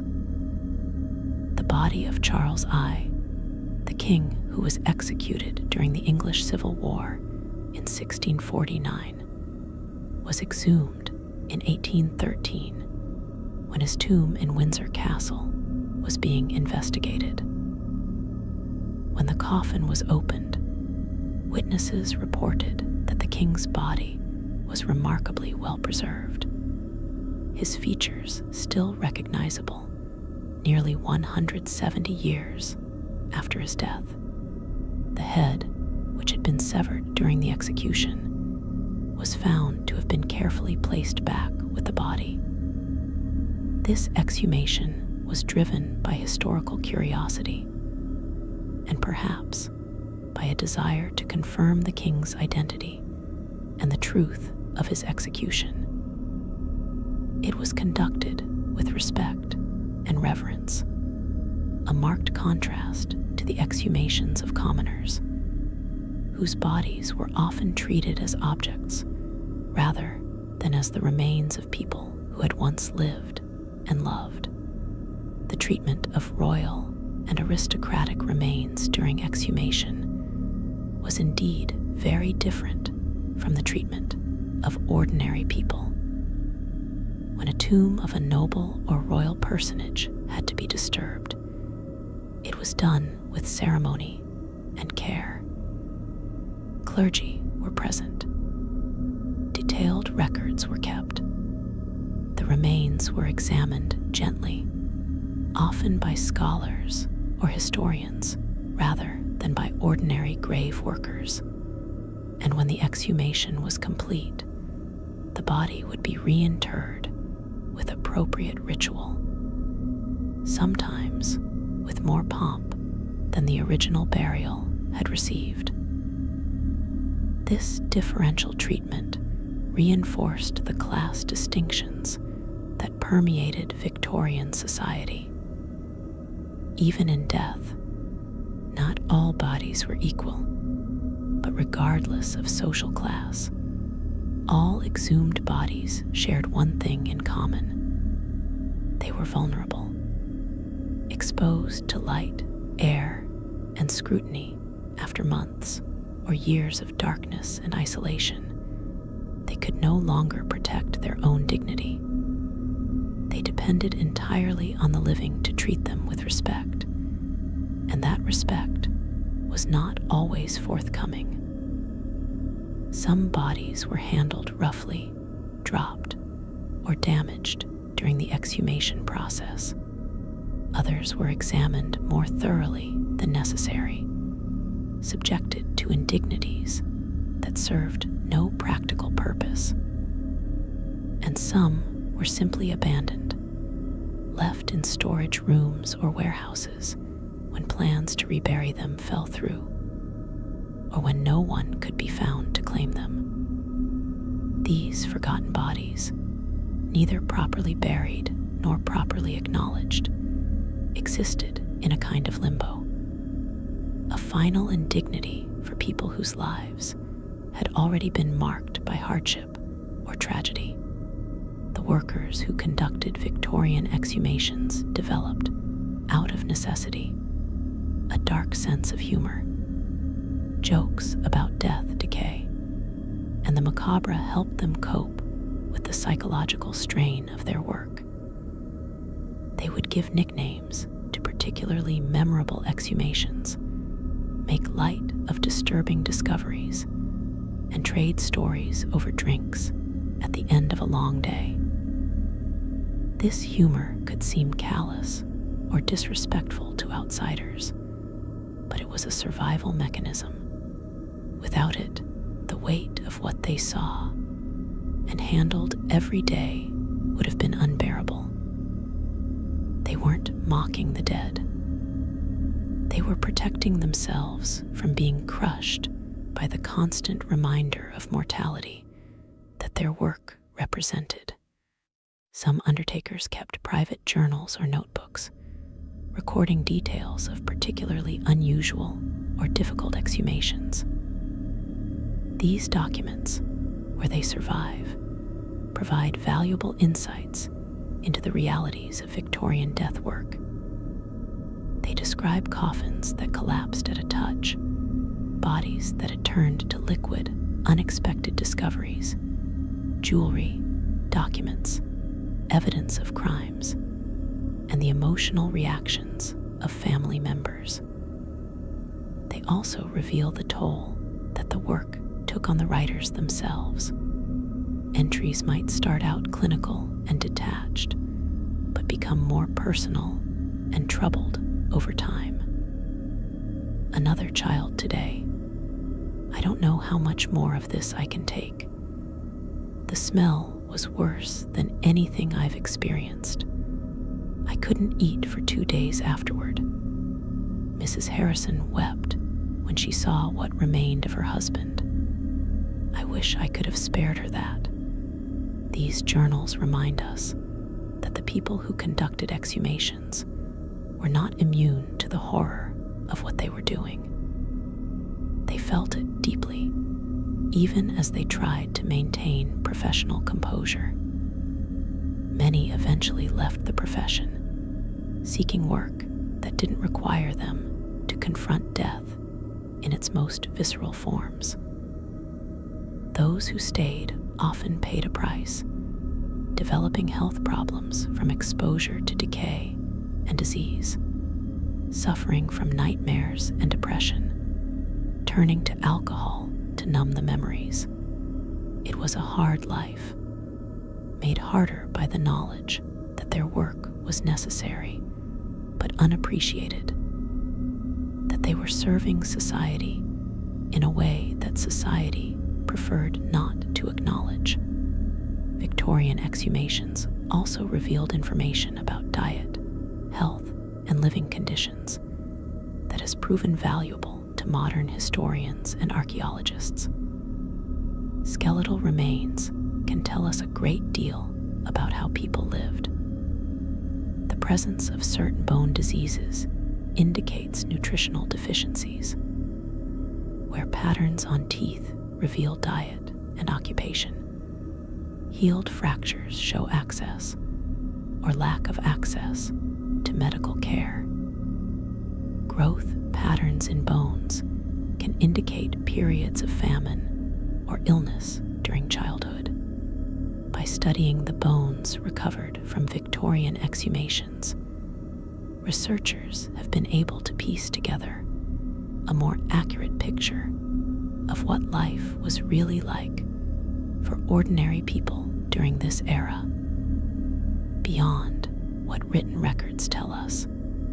For example, the high incidence of rickets, a disease caused by vitamin D deficiency, visible in the bones of Victorian children from industrial cities, confirms what historical accounts suggest, that these children spent most of their time indoors, working in factories, with little exposure to sunlight. Similarly, the prevalence of arthritis and spinal problems in the remains of working-class adults reflects the physically demanding nature of Victorian labor. Bodies from wealthier graves show different patterns, better nutrition, fewer signs of physical strain, longer life expectancy. Even in death, the bones of the Victorians bear witness to the inequalities of their society. The skeletal evidence from Victorian exhumations also revealed the harsh realities of industrial accidents and occupational hazards. Workers in mines, factories, and construction sites faced daily risks that often resulted in catastrophic injuries. When the bodies of these workers were exhumed, their bones told stories of broken limbs that had healed poorly or not at all, of spinal compressions from carrying heavy loads, of lung damage from inhaling coal dust or chemical fumes. These weren't just abstract statistics about workplace safety. They were individual human beings whose bodies had been broken by the demands of industrial capitalism, whose suffering was written into their very bones. Women's remains revealed their own particular hardships. Multiple pregnancies took a toll that was visible in skeletal changes, particularly in the pelvis and spine. Complications from childbirth, which was the leading cause of death for women of childbearing age in the Victorian era, sometimes left marks on the bones. Malnutrition was more common in women's remains than in men's, reflecting the Victorian practice of feeding male family members first and better, leaving women and children with whatever remained. These patterns, discovered through exhumation and analysis, have helped modern scholars understand the lived experience of Victorian women in ways that written sources, which were often produced by and about men, cannot fully capture. The exhumation of cholera victims from the great epidemics of the 1830s, 1840s, and 1850s provided particularly grim evidence of how quickly this disease could kill, and how terrifying it must have been to witness. Cholera killed through rapid dehydration, and its victims often died within hours of showing the first symptoms. Mass graves from cholera outbreaks, when exhumed, revealed hasty burials, bodies wrapped in sheets rather than placed in coffins, lime scattered liberally to try to prevent the spread of disease. The bones of cholera victims often showed signs of the physical trauma the disease inflicted, severe muscle cramping that could actually fracture ribs, dehydration so extreme that it affected bone density. These mass graves also revealed the panic and social breakdown that epidemics caused. Bodies were jumbled together without regard for individual dignity. Rich and poor were buried side by side, a rare instance of equality in death, but one born of desperation rather than principle. Families were often buried together, entire households wiped out in days. When these graves were exhumed decades later, the evidence of this catastrophic loss was still visible, a reminder that disease could reduce a thriving community to a pit full of bones in a matter of weeks. Victorian exhumations sometimes uncovered evidence of folk beliefs and practices that existed alongside, and sometimes in tension, with official Christian doctrine. Certain burials included objects clearly meant to protect the deceased or the living from supernatural threats. Iron nails driven into coffins, not for construction, but as a ward against evil spirits. Mirrors placed face down so that the deceased's ghost couldn't use them to escape. Coins placed on the eyes, an ancient practice with roots in Greek and Roman tradition, meant to pay Karen for passage across the river Styx. These pre-Christian beliefs had never entirely disappeared, and they surfaced in burial practices, even in supposedly enlightened Victorian society. Some exhumed graves revealed evidence of what folklorists call deviant burials, burials that deliberately broke with normal practice in order to control the dead. Suicides, as we mentioned earlier, were sometimes buried at crossroads, but they were also sometimes buried face down, a practice meant to confuse the spirit and prevent it from rising.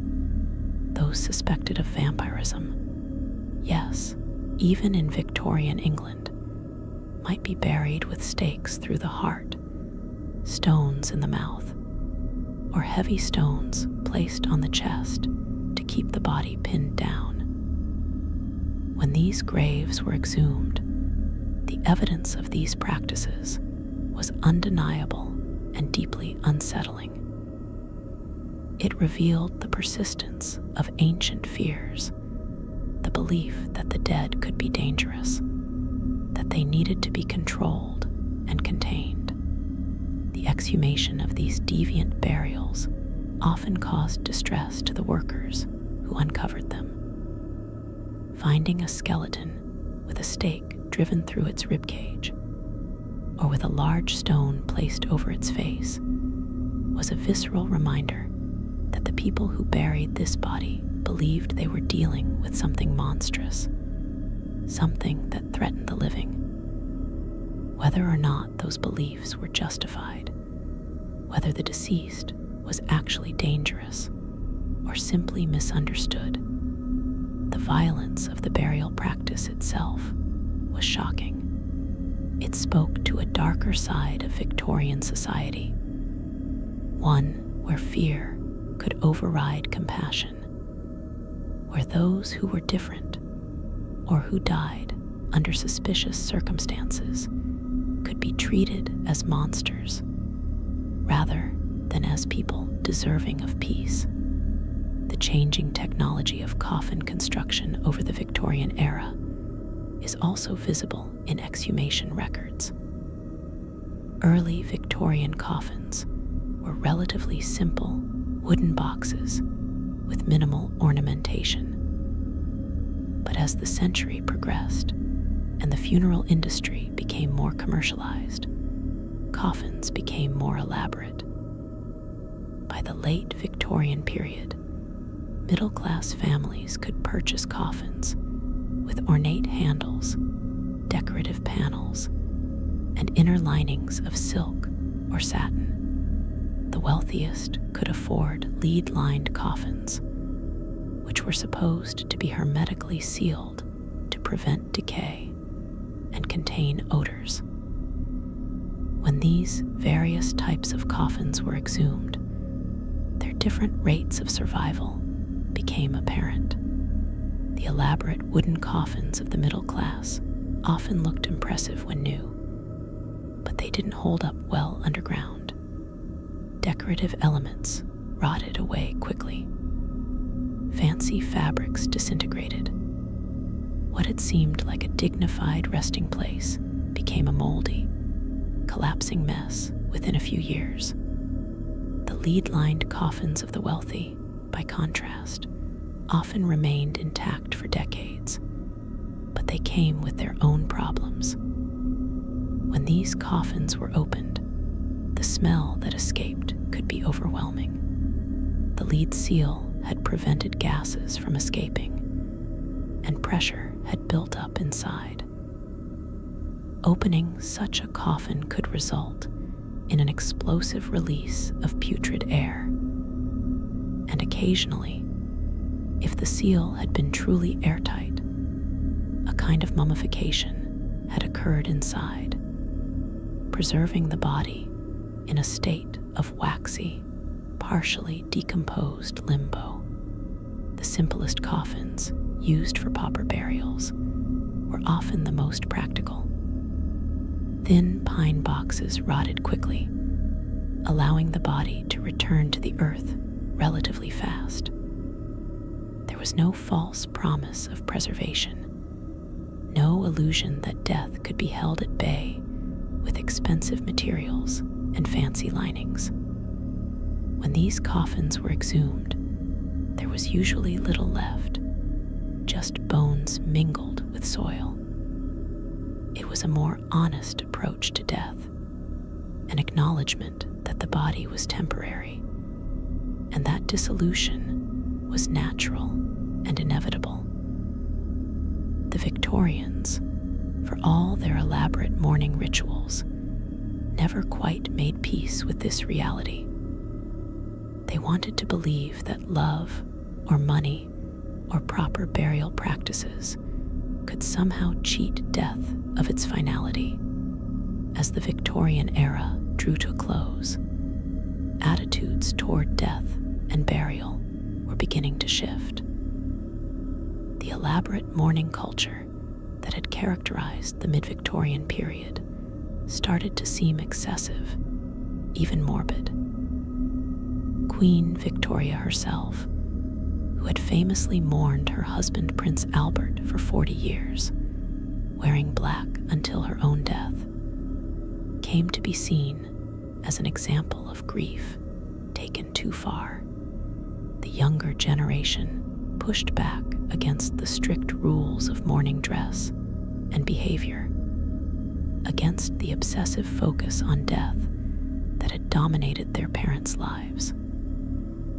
The 20th century would bring a different approach, one that tried to sanitize death, to hide it away in hospitals and funeral homes, to make it invisible rather than central to daily life.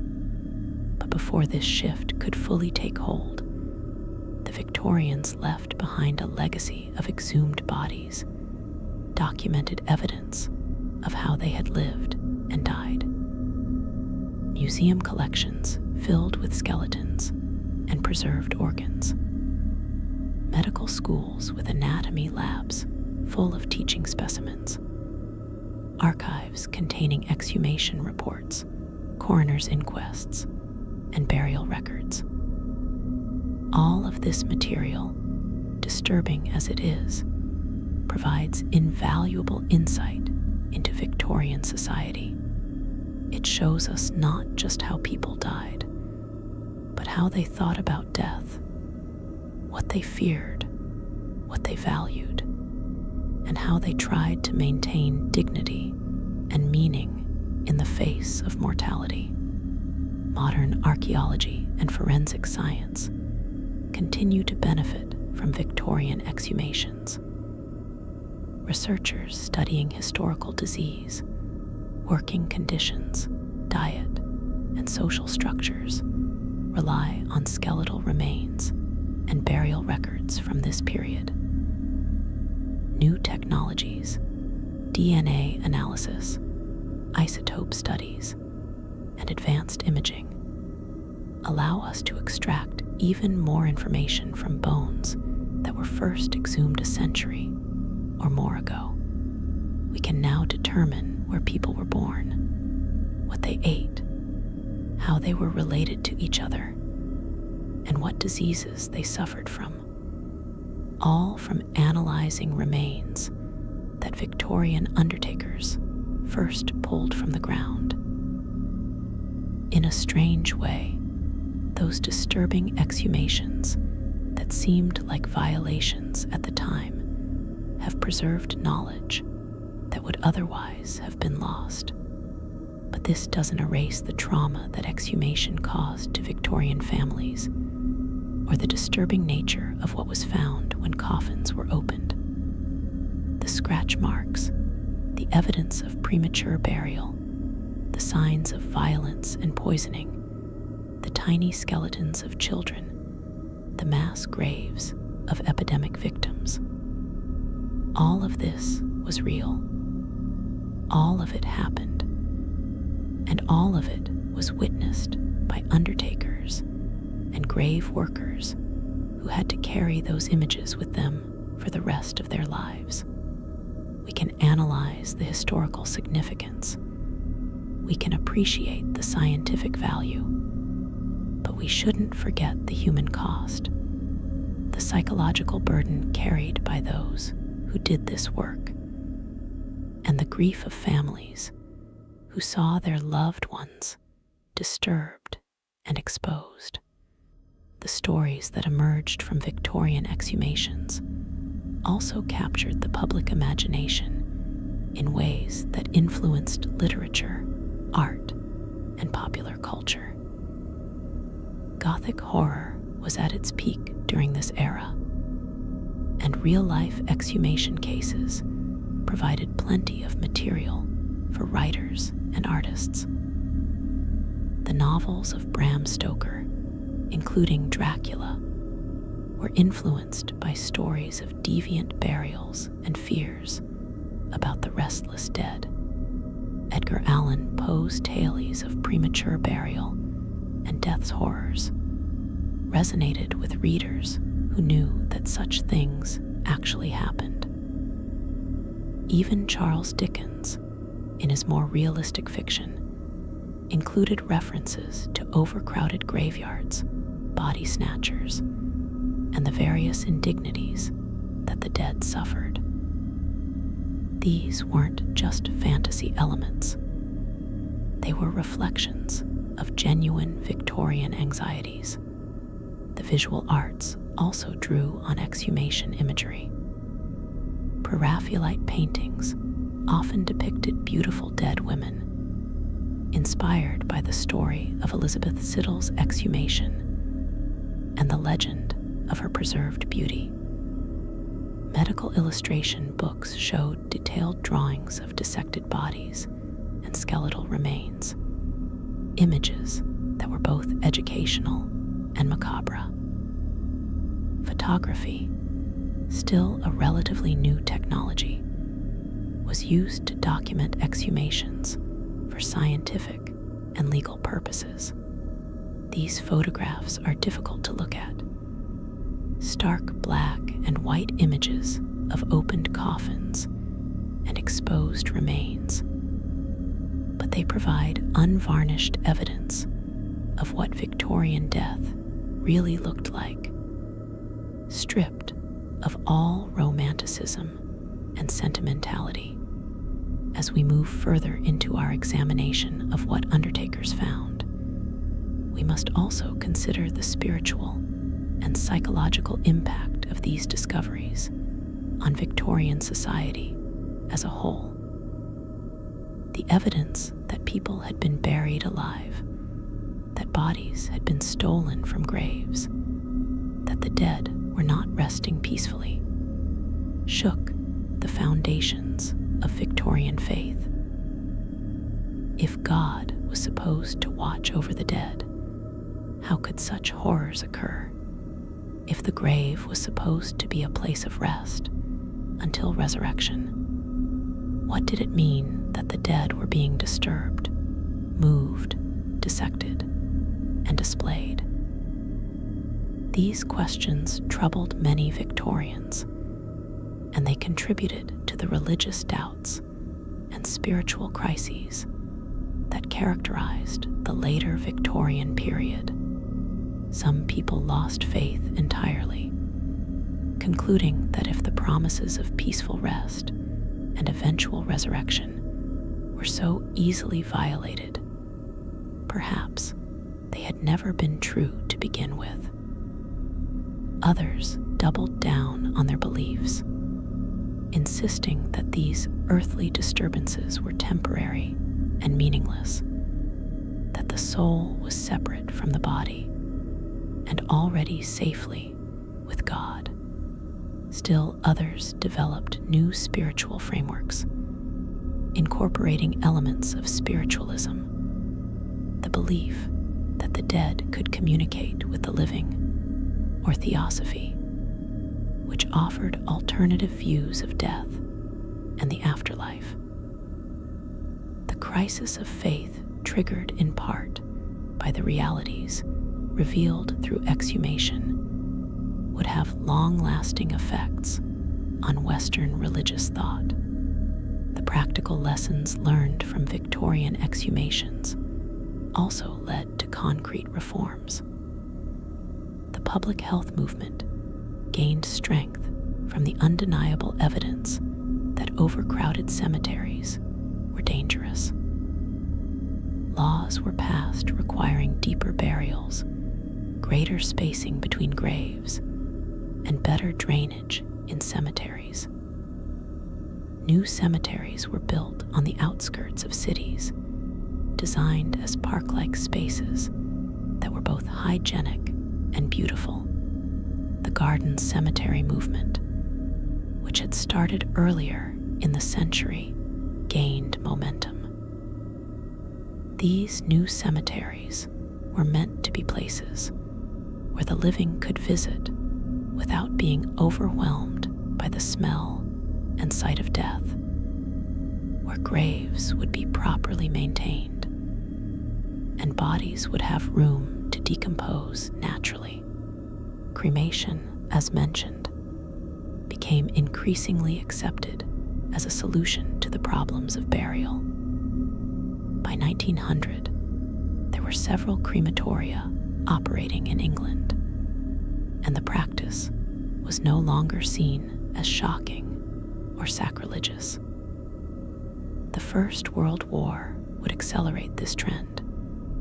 With so many bodies to dispose of and so many traditional burial grounds full, cremation became practical necessity. By the mid-20th century, it would be the preferred method of dealing with the dead in much of the Western world. In a sense, the horrors revealed by Victorian exhumations had finally pushed society toward a more hygienic, efficient approach to death. But even with these reforms, exhumations continued. They still happen today, though far less frequently and under much stricter regulations. Modern exhumations are typically conducted for specific purposes: criminal investigations, identification of unknown remains, relocation for construction, or family reasons. The process is more controlled, more respectful, and more scientifically rigorous than Victorian exhumations were. Bodies are handled by trained professionals, forensic anthropologists and archaeologists, who approach the work with both expertise and reverence. The remains are documented, analyzed, and then reburied or cremated according to legal and ethical guidelines. Yet the fundamental disturbing nature of exhumation hasn't changed. Opening a grave and exposing a body to light and air after years or decades underground still feels like a violation, still produces visceral reactions in those who witness it. The difference is that modern society has developed better protocols for managing these reactions, for supporting the families affected, and for ensuring that exhumations serve clear, justifiable purposes. We've learned from the excesses and abuses of the Victorian era, even if we haven't entirely solved the ethical dilemmas that exhumation presents. The legacy of Victorian exhumations extends into our contemporary death practices in subtle ways.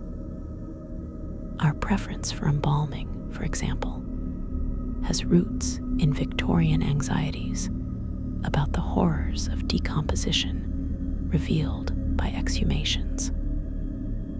If bodies were going to be dug up, whether for relocation or investigation, people wanted them to be as preserved and presentable as possible. Modern embalming can keep a body looking relatively fresh for weeks or even months, long enough for extended wake periods, for family members to travel long distances to attend funerals, or for legal procedures to be completed. It's an attempt to control and delay the natural process of decay, to give families more time with their loved ones, to make death seem less immediate and final. Our funeral industry, with its elaborate caskets, concrete vaults, and preservation techniques, is also partly a response to Victorian-era anxieties. The promise that modern burial methods make is essentially that your loved one will be protected, that their body will be preserved, that they will rest undisturbed. Whether these promises can be kept in the long term is questionable. Caskets eventually fail, vaults crack, and nature reclaims what has been buried. But the illusion of permanence, of control over death and decay, is comforting to many people. It's a way of pushing back against the horrifying realities that Victorian exhumations made visible, of pretending that we've somehow conquered the indignities of death. As we near the end of our exploration, it's worth reflecting on what the experiences of Victorian undertakers can teach us about our own relationship with death.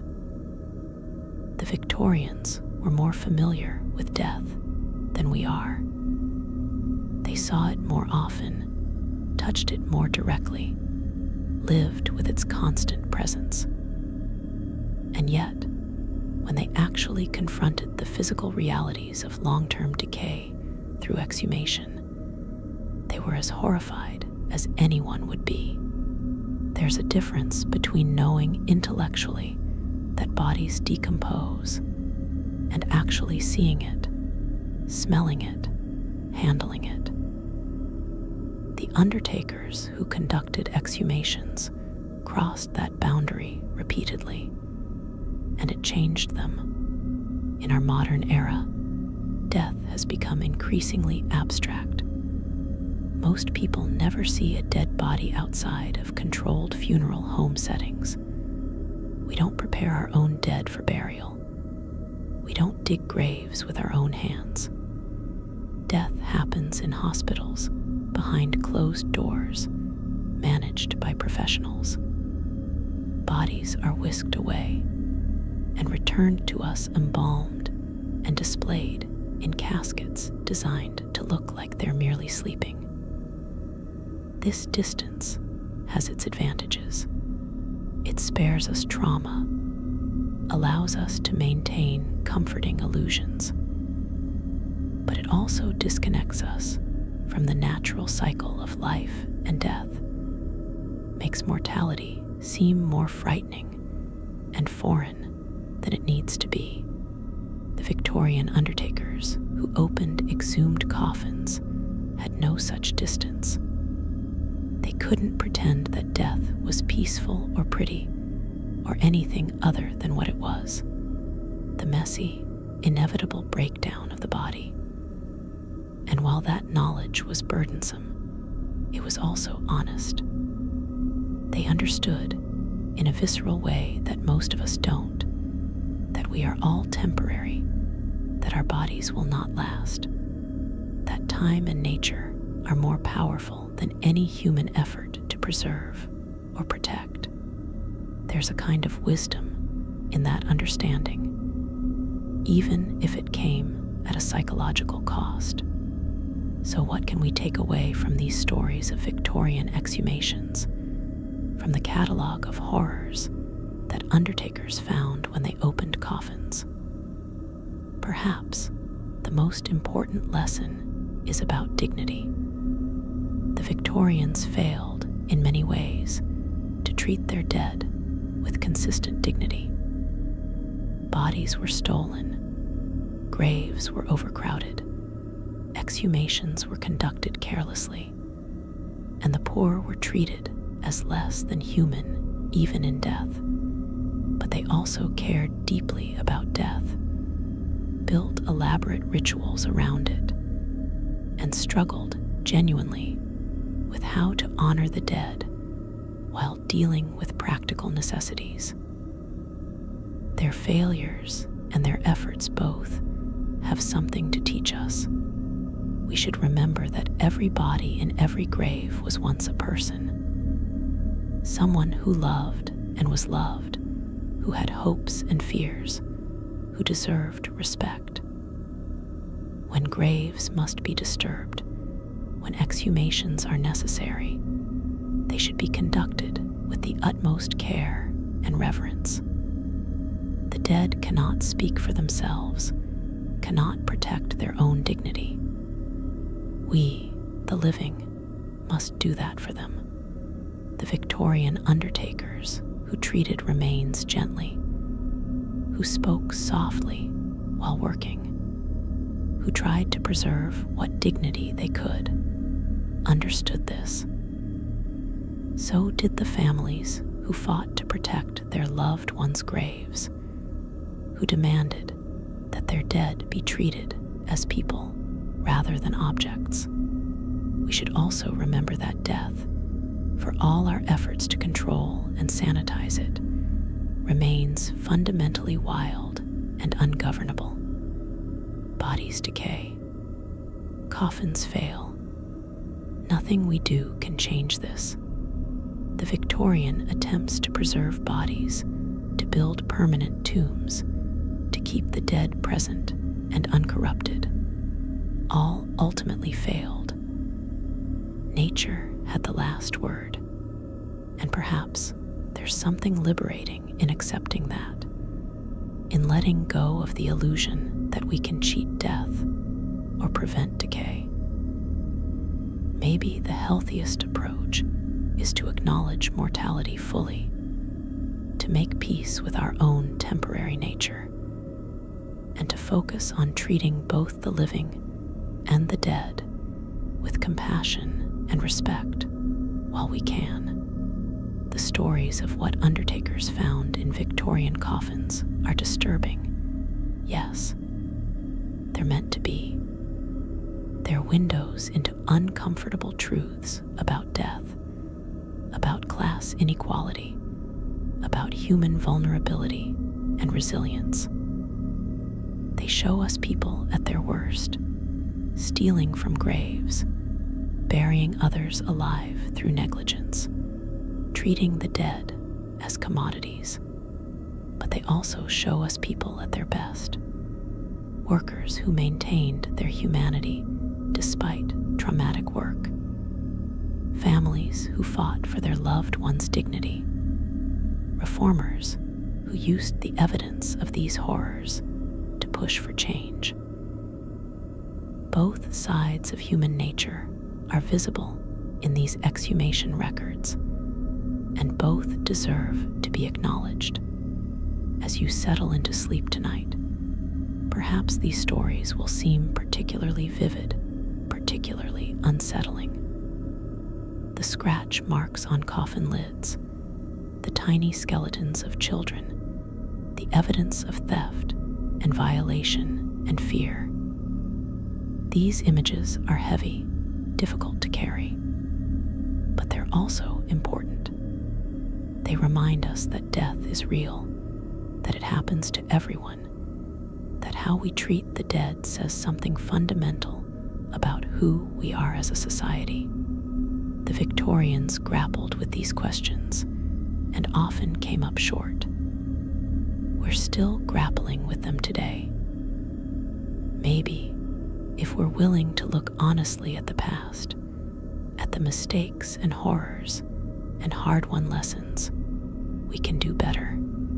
The work of those Victorian undertakers, opening coffin after coffin, witnessing horror after horror, served a purpose. It revealed truths that needed to be seen. It provided evidence that led to reforms. It gave voice, in a way, to the dead who had been forgotten or ignored. That work was necessary, however traumatic it was for those who did it. And in some small way, by telling their stories now, by acknowledging what they saw and what it cost them, we're continuing that work. We're bearing witness. we're remembering. We're ensuring that the dead and those who served them are not forgotten. So as you drift off tonight, know that while the stories we've explored are dark, they come from a real place, from real lives and real deaths. The Victorians faced mortality head-on in all its messy, frightening reality. They didn't always handle it well, but they tried. They built elaborate systems to manage death. They created rituals to give it meaning. And when those systems failed, they opened the graves to see what had gone wrong. What they found changed them, changed their society, and left a legacy that we're still processing today. The dead are quiet now. The graves that were exhumed in Victorian times have long since been closed again. The bodies reburied or cremated, the stories documented and filed away. But the lessons remain. Death comes for everyone. How we face it, how we treat those who have died, and how we remember them afterward. These are choices we make as individuals and as a society. The Victorian undertakers who opened those coffins made their choices, day after difficult day. Now it's our turn to decide how we'll face the same inevitable truths they confronted. Rest well and remember, in the end, we're all just passing through. What matters is how we treat each other, living and dead, along the way. Thanks for joining us on this dark journey through Victorian death. If you found this exploration meaningful, let us know in the comments. And until next time, sleep peacefully, knowing that the horrors of the past have taught us how to face our own mortality with a bit more wisdom and perhaps a bit more grace.